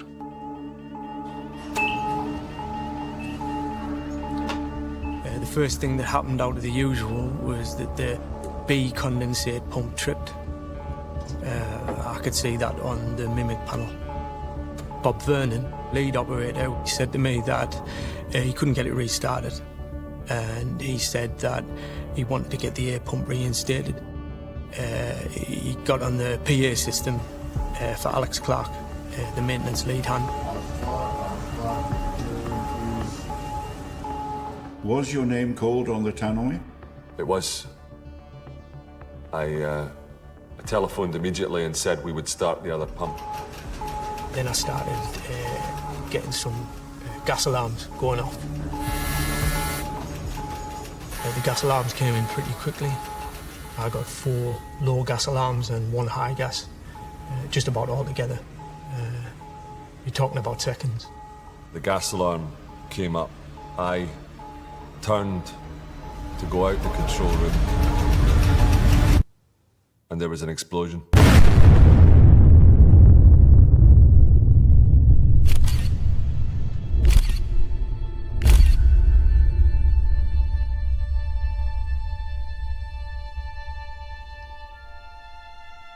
As far as the pressure safety valve is concerned, you did not know that it had been taken out. No, I did not. Much of the attention during the inquiry's examination of what happened on Piper Alpha has focused on a valve, a pressure relief valve exactly like this one. It had been removed from a gas pump for maintenance earlier on the day of the disaster. The pump had been shut down. Flanges, it was said, were fitted to block off both ends of the pipe. But just before 10 o'clock that night, apparently unaware that the vital valve was missing, control room staff started up that pump. It's generally accepted that liquid gas either leaked from here or blew off one of the flanges, causing the first explosion.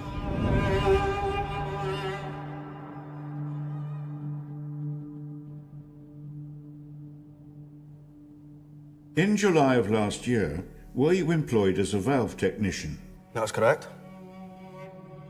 A pressure safety valve was due to be refurbished. You had to take it to your workshop in order that you could do the necessary work? Yes. It was taken by crane. When the valve was removed, the open pipework would be fitted with blind flanges, like a cap. Did you understand that in order to work on the valve, you would have to have a permit to work? Yes. In order to work on a valve, we would have to have a permit to work. When I then went to request a crane to lift the valve back down, the lead operator told me that there would be no crane available that night. I cannot remember literally what was said, but the conclusion was that the permit would have to be suspended. I signed my name and wrote suspended on the permit. The valve was still offline. We could finish it the following morning. A lot of evidence centred on what the industry calls the permit-to-work system. Paperwork, really, designed to ensure that those in charge know what hazardous work is being done and where, and most importantly of all, whether it's finished. When a permit is suspended, all of the copies are signed off as suspended. and then all of the copies go to the safety office. We kept the active permits to work in the control room, and the suspended permits were kept in the safety office. Was there any practical reason that suspended permits were kept in the safety office rather than in the control room? Just for the lack of space, really. They were kept under control there. It's a very complex system. Bob Vernon should have been aware of the removal of the valve, but there were always times when it was a surprise when you found out some things that were going on. I know within myself that if there had been anything amiss, Bob would never go through with that procedure. I knew Bob Vernon very well. He was an experienced operator. The crew that were doing the work on Pump B should have known that Pump A was out of service and not to be used. And the permit system should have provided them with that information. The permit system and the way it's applied has always annoyed me. It was high time that it was upgraded and more specific. I do not see any reason why it could not have been done. I do not exactly know why it was never really done.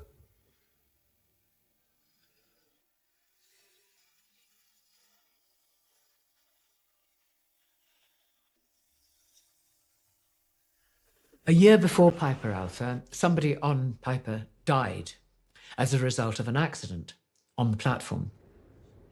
And they found that the permit to work system didn't work properly. Despite this previous accident and the report into it, Occidental continued on.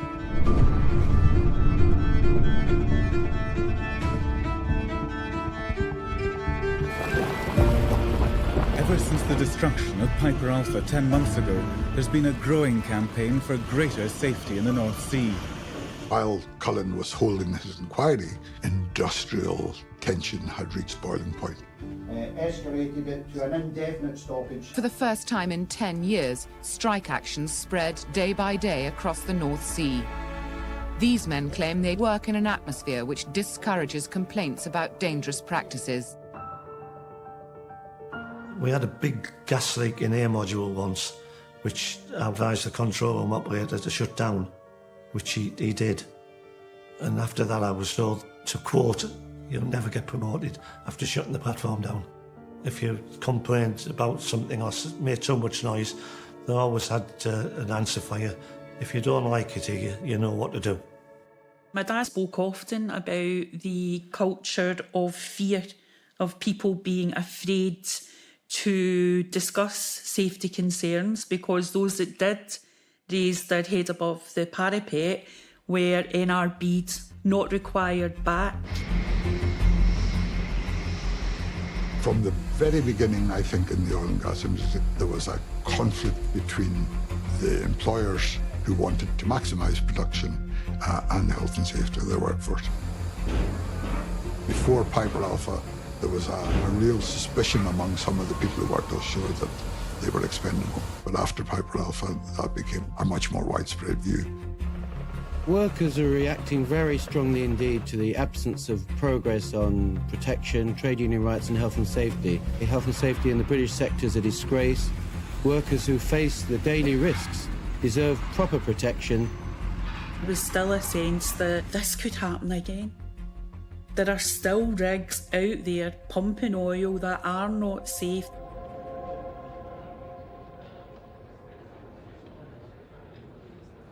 What Cullen found was that Piper Alpha disaster started with a gas blowout, and those things, tragically, were not unusual.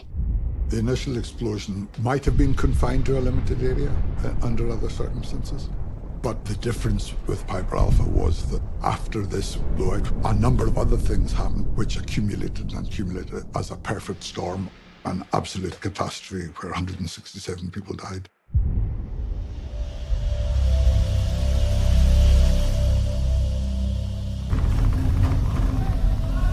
How many doors did you try to see if you could get out? We tried them all. And that was all right down the deck of the accommodation. It was pretty bad. It was the first time I saw the severity of the fires. I was very shocked at what I saw.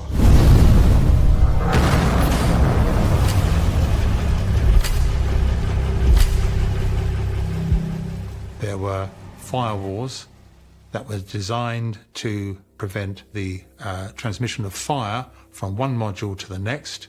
However, they were not blast walls. They were not explosion-proof. Firewalls basically don't do the job that they're supposed to do because they're not rated for that heat of fire and that sort of pressure behind the explosion. So the firewalls fail.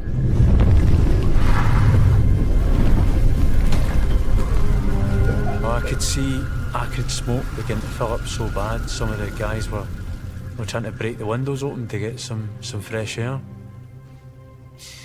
But then you heard the windows started cracking with the heat. Was there a sprinkler system? Yeah, there was a sprinkler system. Did it come on at all? No. We had no fire pumps. I mean, we had no water.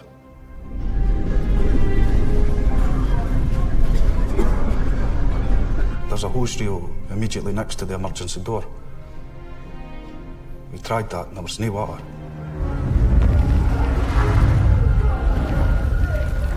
The deluge system or sprinkler system, which sucks seawater up into the rig through pumps, which sprays water over everything, also had been switched off. The reason the deluge systems would have been turned off is because there was divers in the water. So obviously, if you've got divers in the water and the deluge system is on automatic, it could suck those divers in and cause them to be killed. So that's why it had been switched from automatic to manual. Can you change the deluge pumps back from manual to automatic within the control room? No, you have to go out the back of the control room and down the stairs into D module. There was a little control board. Bob Vernon made an attempt to go and switch the pumps on.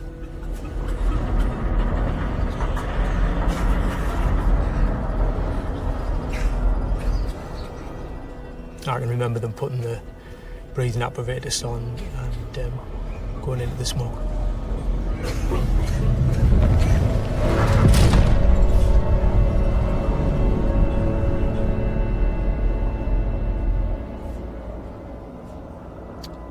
Yeah.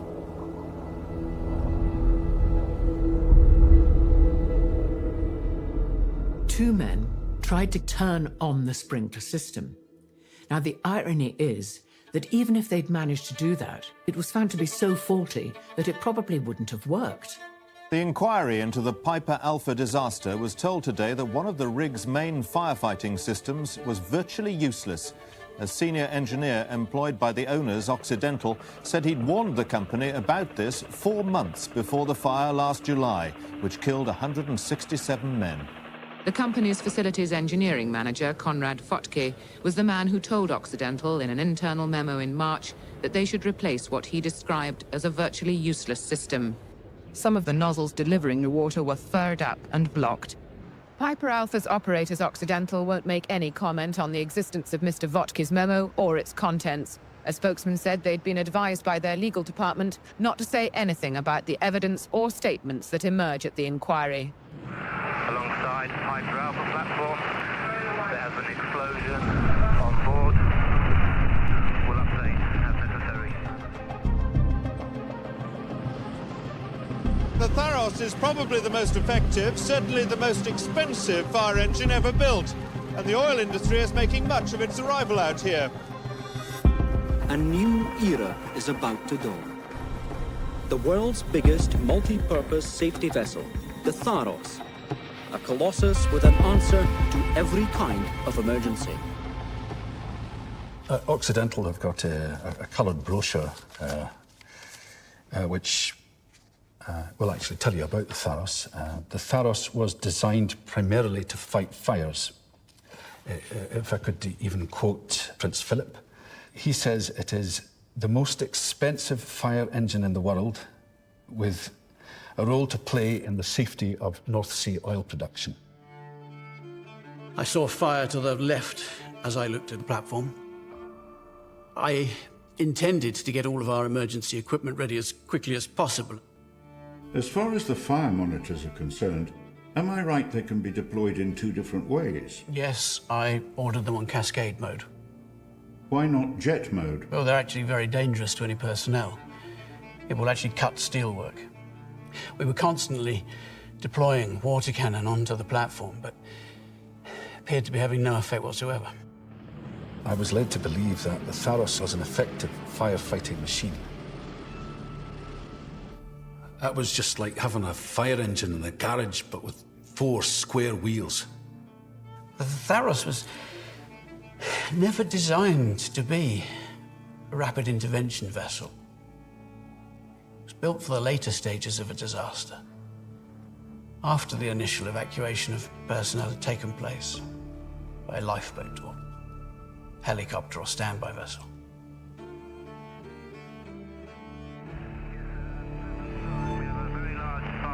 The Piper Alpha platform, and at the moment they're trying to release the boat and get away.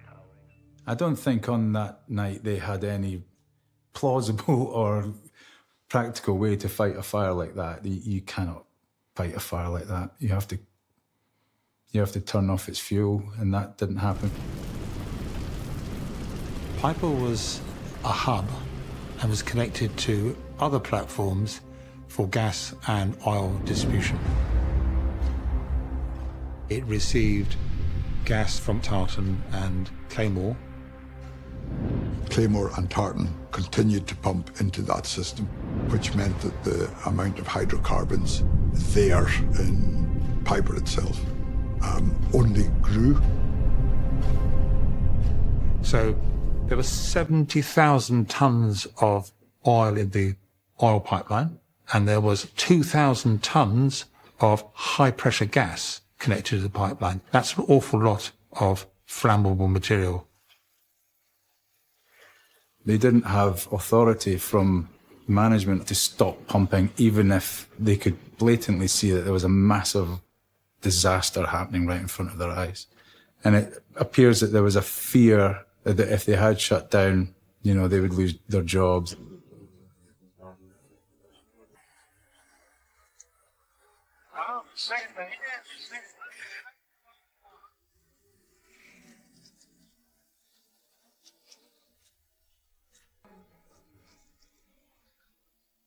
Claymore and Tarleton certainly fueled that fire.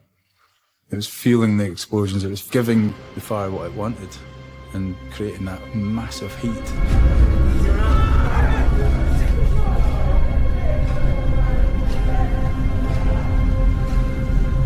Temperatures just unimaginable.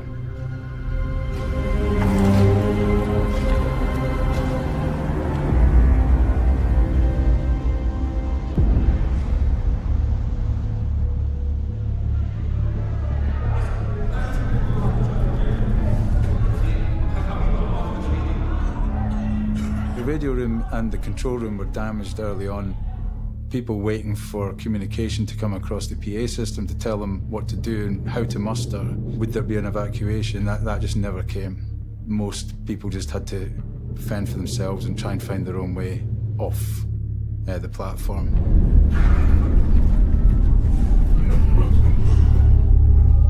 People were left on their own. No one could see the lifeboats because it was basically burnt out or just smoke obscured.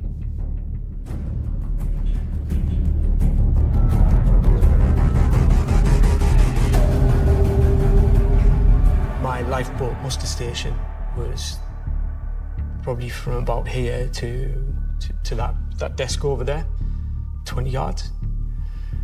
And the smoke was just like a black wall coming across us.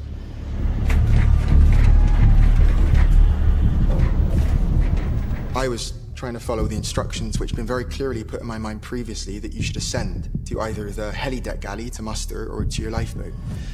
And so I was constantly thinking and looking for a way up. The idea was that the rescue would be conducted by helicopter. It was drilled into us, go up, and then the rescue will be coordinated from there. Of course, that was the worst possible thing to do. Clearly, helicopter evacuation was not possible because of the amount of smoke that was going right across the helideck because of the wind direction. The people who conformed with the plan, which was to go to the galley and wait for helicopters, would have been trapped in the galley, as of course so many people were, dozens and dozens of them. To follow the procedure was a deadly thing to do.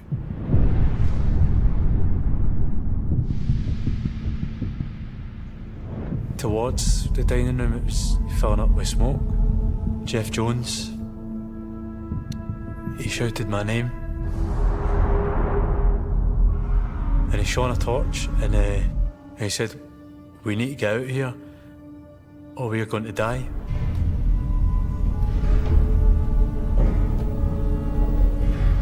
At that point, did you decide that you had to get off the helideck? I never decided anything. I just thought I was burning alive.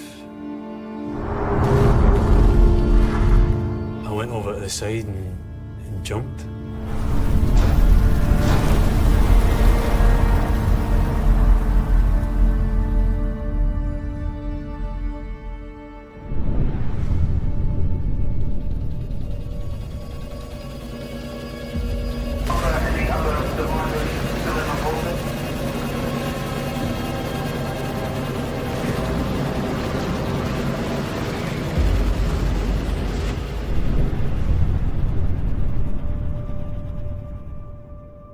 We were warned that this footage was going to be shown, and therefore a lot of the families and bereaved relatives were there, and survivors. It covered the sort of build-up in the black smoke and everything else, and then, in absolutely ghastly detail, was this huge fireball.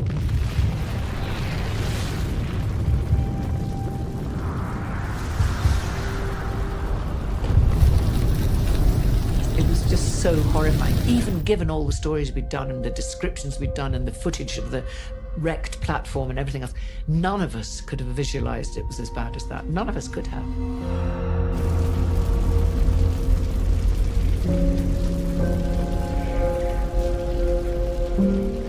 For more than half an hour, the film record of the world's worst oil disaster held the horrified attention of lawyers, bereaved relatives and survivors.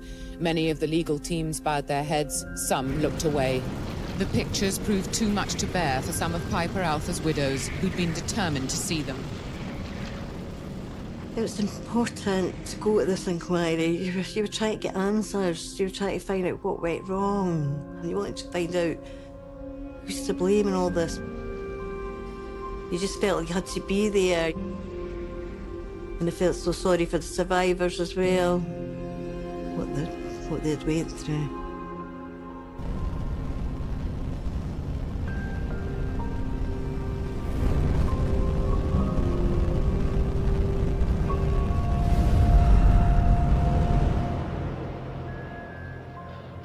Thinking about the inquiry, my gran had one particular newspaper article. In that article were some of the quotes from my dad about how he got off the oil rig, finding a man with a torch. And if he hadn't found that person, he wouldn't be here. He wouldn't have got off. And it's around that little quote that my gran had circled and wrote the words, "Thank God." That person with the torch, it turned out, actually didn't make it off the rig.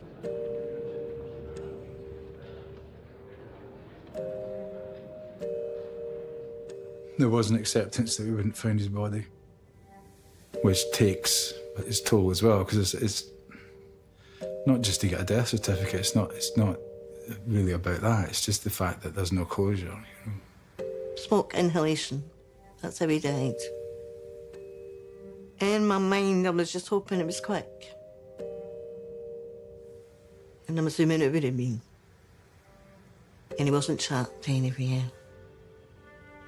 Yeah.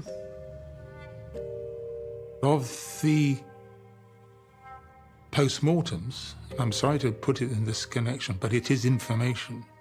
The vast majority of post-mortems showed that people had died of smoke inhalation.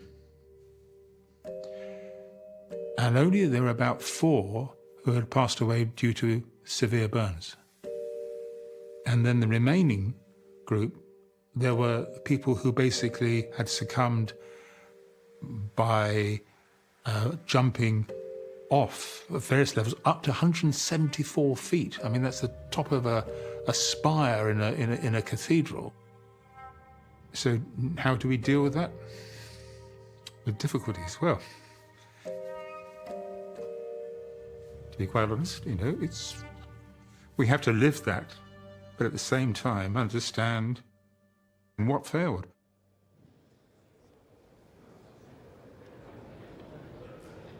The Occidental building was across the road, literally, from the inquiry. And sometimes some of the ladies that were bereaved would take it unto themselves to march across to Occidental offices and be quite angry with people. You killed my man, you know, those sorts of things. That it seemed like you were up against a big brother. And that the oil industry was about making profit. And men's life didn't really matter. Lord Cullen went out of his way to ask each of the survivors for comments. That was important for them, and it was important for Lord Cullen to know their views. It was important for Occidental to know their views, and also the worldwide industry to hear what they had to say. Were you yourself involved on occasions in practices which you were concerned about from a safety point of view? Some things, I suppose. It was really just the general attitude of the company, of Occidental on the whole. Which was what? Oh, production was what the rig was there for. Safety was of paramount importance as long as it did not interfere with production.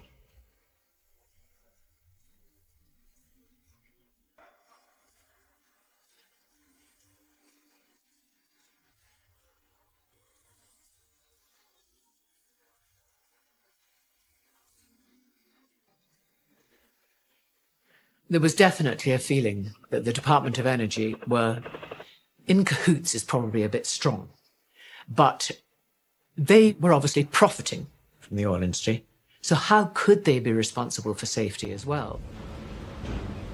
You had this contradiction with the same government ministers and civil servants who were telling the oil and gas industry, drill, baby, drill, produce more quickly. Those same ministers and civil servants were also responsible for the health and safety and welfare of the workforce. The oil companies had been able to get away with too much for too long. And there was a strong sense that the Department of Energy was complicit in this. The Department of Energy employs 8 field inspectors to check the 217 offshore installations. The workload is such that their inquiries are criticised for being more like safety audits than investigations.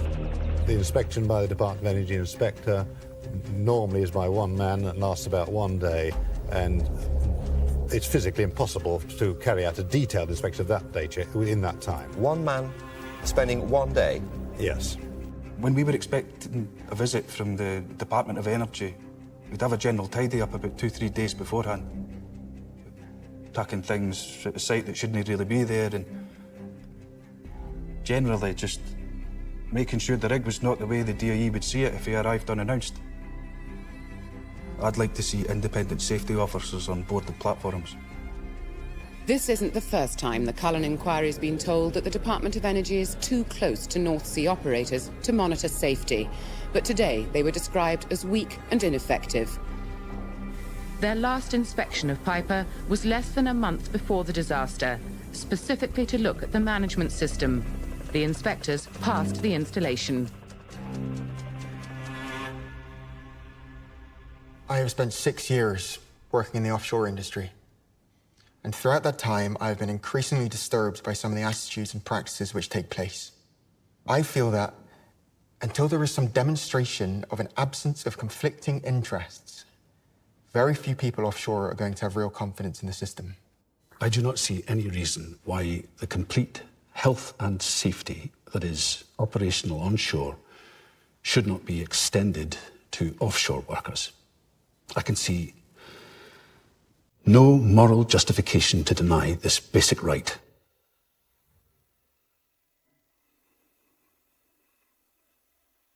Have you worked offshore since? No.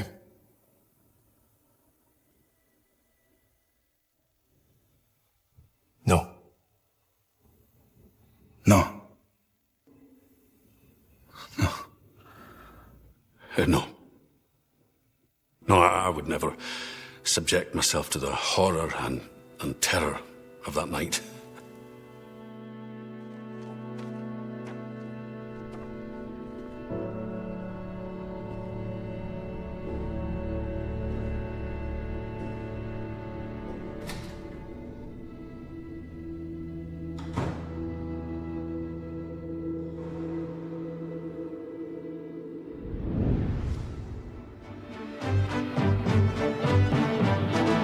The 6 o'clock news from the BBC with Peter Sissons and Moira Stewart. Good evening. The headlines at 6 o'clock. The official report on the Piper Alpha disaster blames unsafe practices, management weakness and failures in communication. The official report into the disaster blames the American operators Occidental for the accident. Lord Cullen observes there were significant flaws in the way safety was managed by Occidental. Senior management were too easily satisfied that safety was being maintained. He refers to failures in training, failures to resolve technical problems, superficial attitudes, deficient practice. If rules mean anything, Occidental must have broken them. I remember when the report finally came out and Bob had a brand new Shetland jumper that he was wearing. And I think he got photographed by the Press and Journal wearing this brand new jumper, holding up the inquiry findings. And at that point, he hadn't even had an opportunity to read them, so he didn't know what was in them. It was hard to read. You were actually reading it and you're like, my God, hundreds of things were wrong. That rig should never have been operating. Never should have been operating. Frank had knew that, he would never went on it. Sadly, for the men working in the North Sea in the late 80s, safety wasn't the prime consideration. Getting the black gold, that was what mattered most. Bob was quite surprised that Lord Cullen had actually given a lot of consideration to what he had been told and that it suddenly wasn't a whitewash. He did blame Occidental. He did say it was their attitude towards safety and the permit to work system that had ultimately caused the disaster. I mean, his report on Occidental was absolutely damning. Occidental's UK president refused to meet the media today. The company issued a written statement this afternoon and, in a highly unusual move, released a video of Mr. Schertz reading it. In the course of developing his recommendations, Lord Cullen has come to certain views and criticisms of our company. Despite media pressure to do so, we do not believe that it is constructive to respond piece by piece to criticism. The report also criticises the Department of Energy, which was responsible for safety in the North Sea. It says their inspections were superficial to the point of being of little use as a test of safety. The report makes 106 recommendations. The regulation of North Sea installations will be taken away from the Department of Energy and given to the Health and Safety Executive. Each oil company must now make its own safety case. These include new evacuation plans, firefighting equipment, and fireproof safe havens on every rig. Lord Cullen believes that this is the best way to prevent any recurrence of such failings in the future, and the government accepts his conclusions. I think that heartened Bob such a lot that these findings had now been made. So maybe there could actually be some change in the working life for people offshore. And again, that the conditions should be created that should make it impossible for another disaster to happen.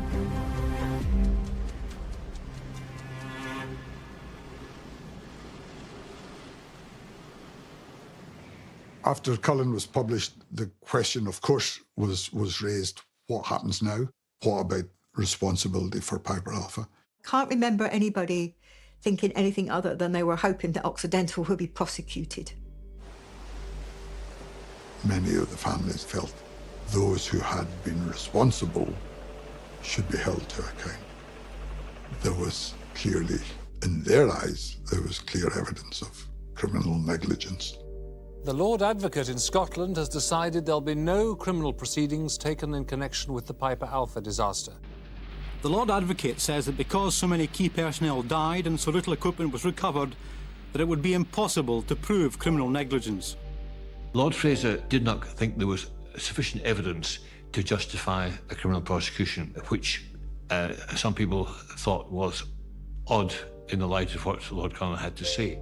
I think that a decision was made by the Crown Office not to prosecute Occidental because of the findings of Lord Cullen that Occidental's approach to safety management was identical to and replicated throughout the industry. It wasn't just Occidental who was carrying on their business in this way. Well, I thought somebody would have got jailed for it. I did. To me, it's like murder. You know what I mean? It's like they got away with it. I think Lord Fraser should talk to the widows, should talk to the families and see their reaction and tell them there is no criminal negligence. The only resolution that would have worked for Bob would have been if the oil companies had been prosecuted. That is the only resolution, the only closure that he could ever have got. I honestly thought that it was an absolute disgrace. Cullen's report discovered a systemic failure, cultural failure, a kind of flippancy towards safety led from the top down. I mean, it's definitely not good enough. How it was allowed to happen, I'm not sure. But it was.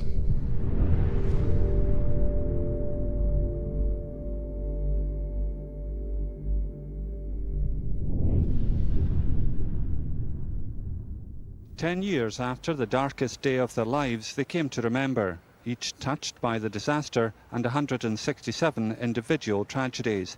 For every family, every survivor, a different emotion, and the assurance loved ones, workmates and friends would be honoured forever."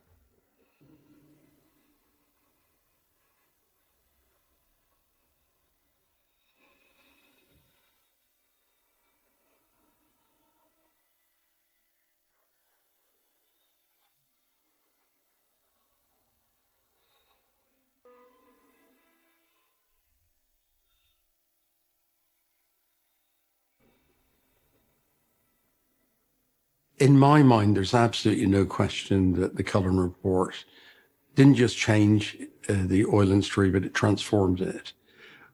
And I also think that the Piper Alpha disaster was the tipping point in all modern industrial health and safety. That's for all significant industries across the world.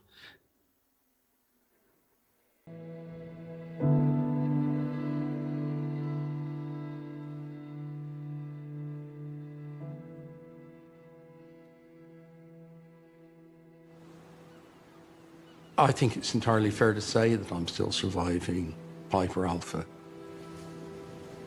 I had to take this awful thing and somehow turn it into a force for good.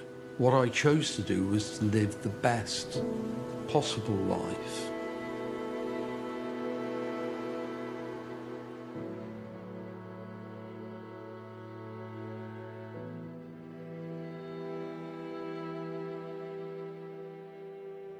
After the inquiries and everything and to and fro into Aberdeen, I decided I'd try and go back offshore. I was due to fly up to Aberdeen the next day, and I was tossing and turning all night. And my wife says, "What's the matter with you?" And I says, "Well, I was just wobbling a bit." And she just said, "Go to sleep, get up in the morning and phone them and tell me you're never going back, and then get on with your life." And that was the best bit of advice I think she's ever given me.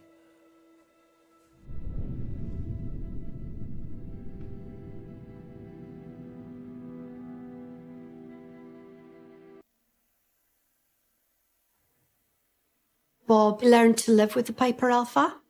He learned to deal with what had happened to him. The lasting impact of Piper Alpha on me was the absolute hatred. It's not too strong a word, I'm afraid. It's the absolute hatred of the whole system of the offshore oil industry and what it did to people, how it ruined people's lives and it just walked away. That for me is what I really cannot deal with.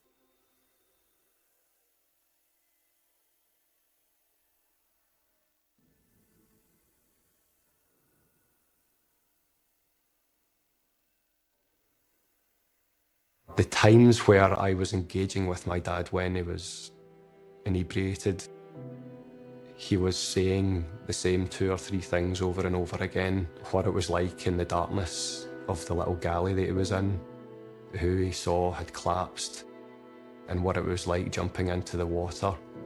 Just the same things again and again and again. He was torn not only by the memories of being on the rig and trying to get off it, but thinking about the fact that he was now living with it when others couldn't live.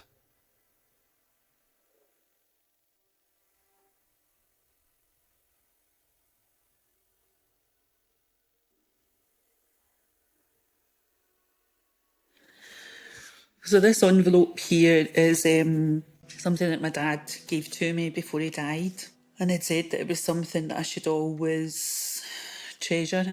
It's one of the few pieces of handwriting I have of him, that's why I feel a bit emotional. It says, "Piece of deck timber, MV Silver Pit, presented to me by Ed Punchard, who was instrumental in saving my life.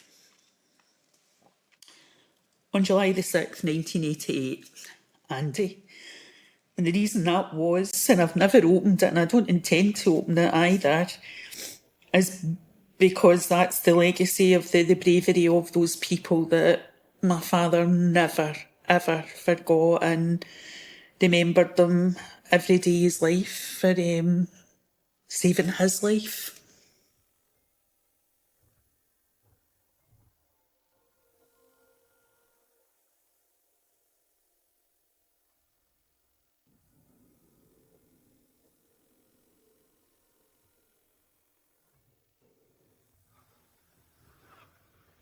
Piper Alpha should be a lesson to us all, you know, not to be complacent and not to allow greed and money to rule over people and safety.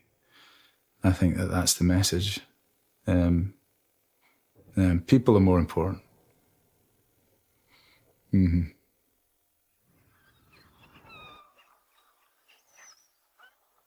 I think one of the most telling and really very sad things about Piper Alpha. Millions of words have been written about Piper Alpha by journalists, by Lord Cullen, by survivors. Millions and millions of words. And the one word I have never heard was sorry.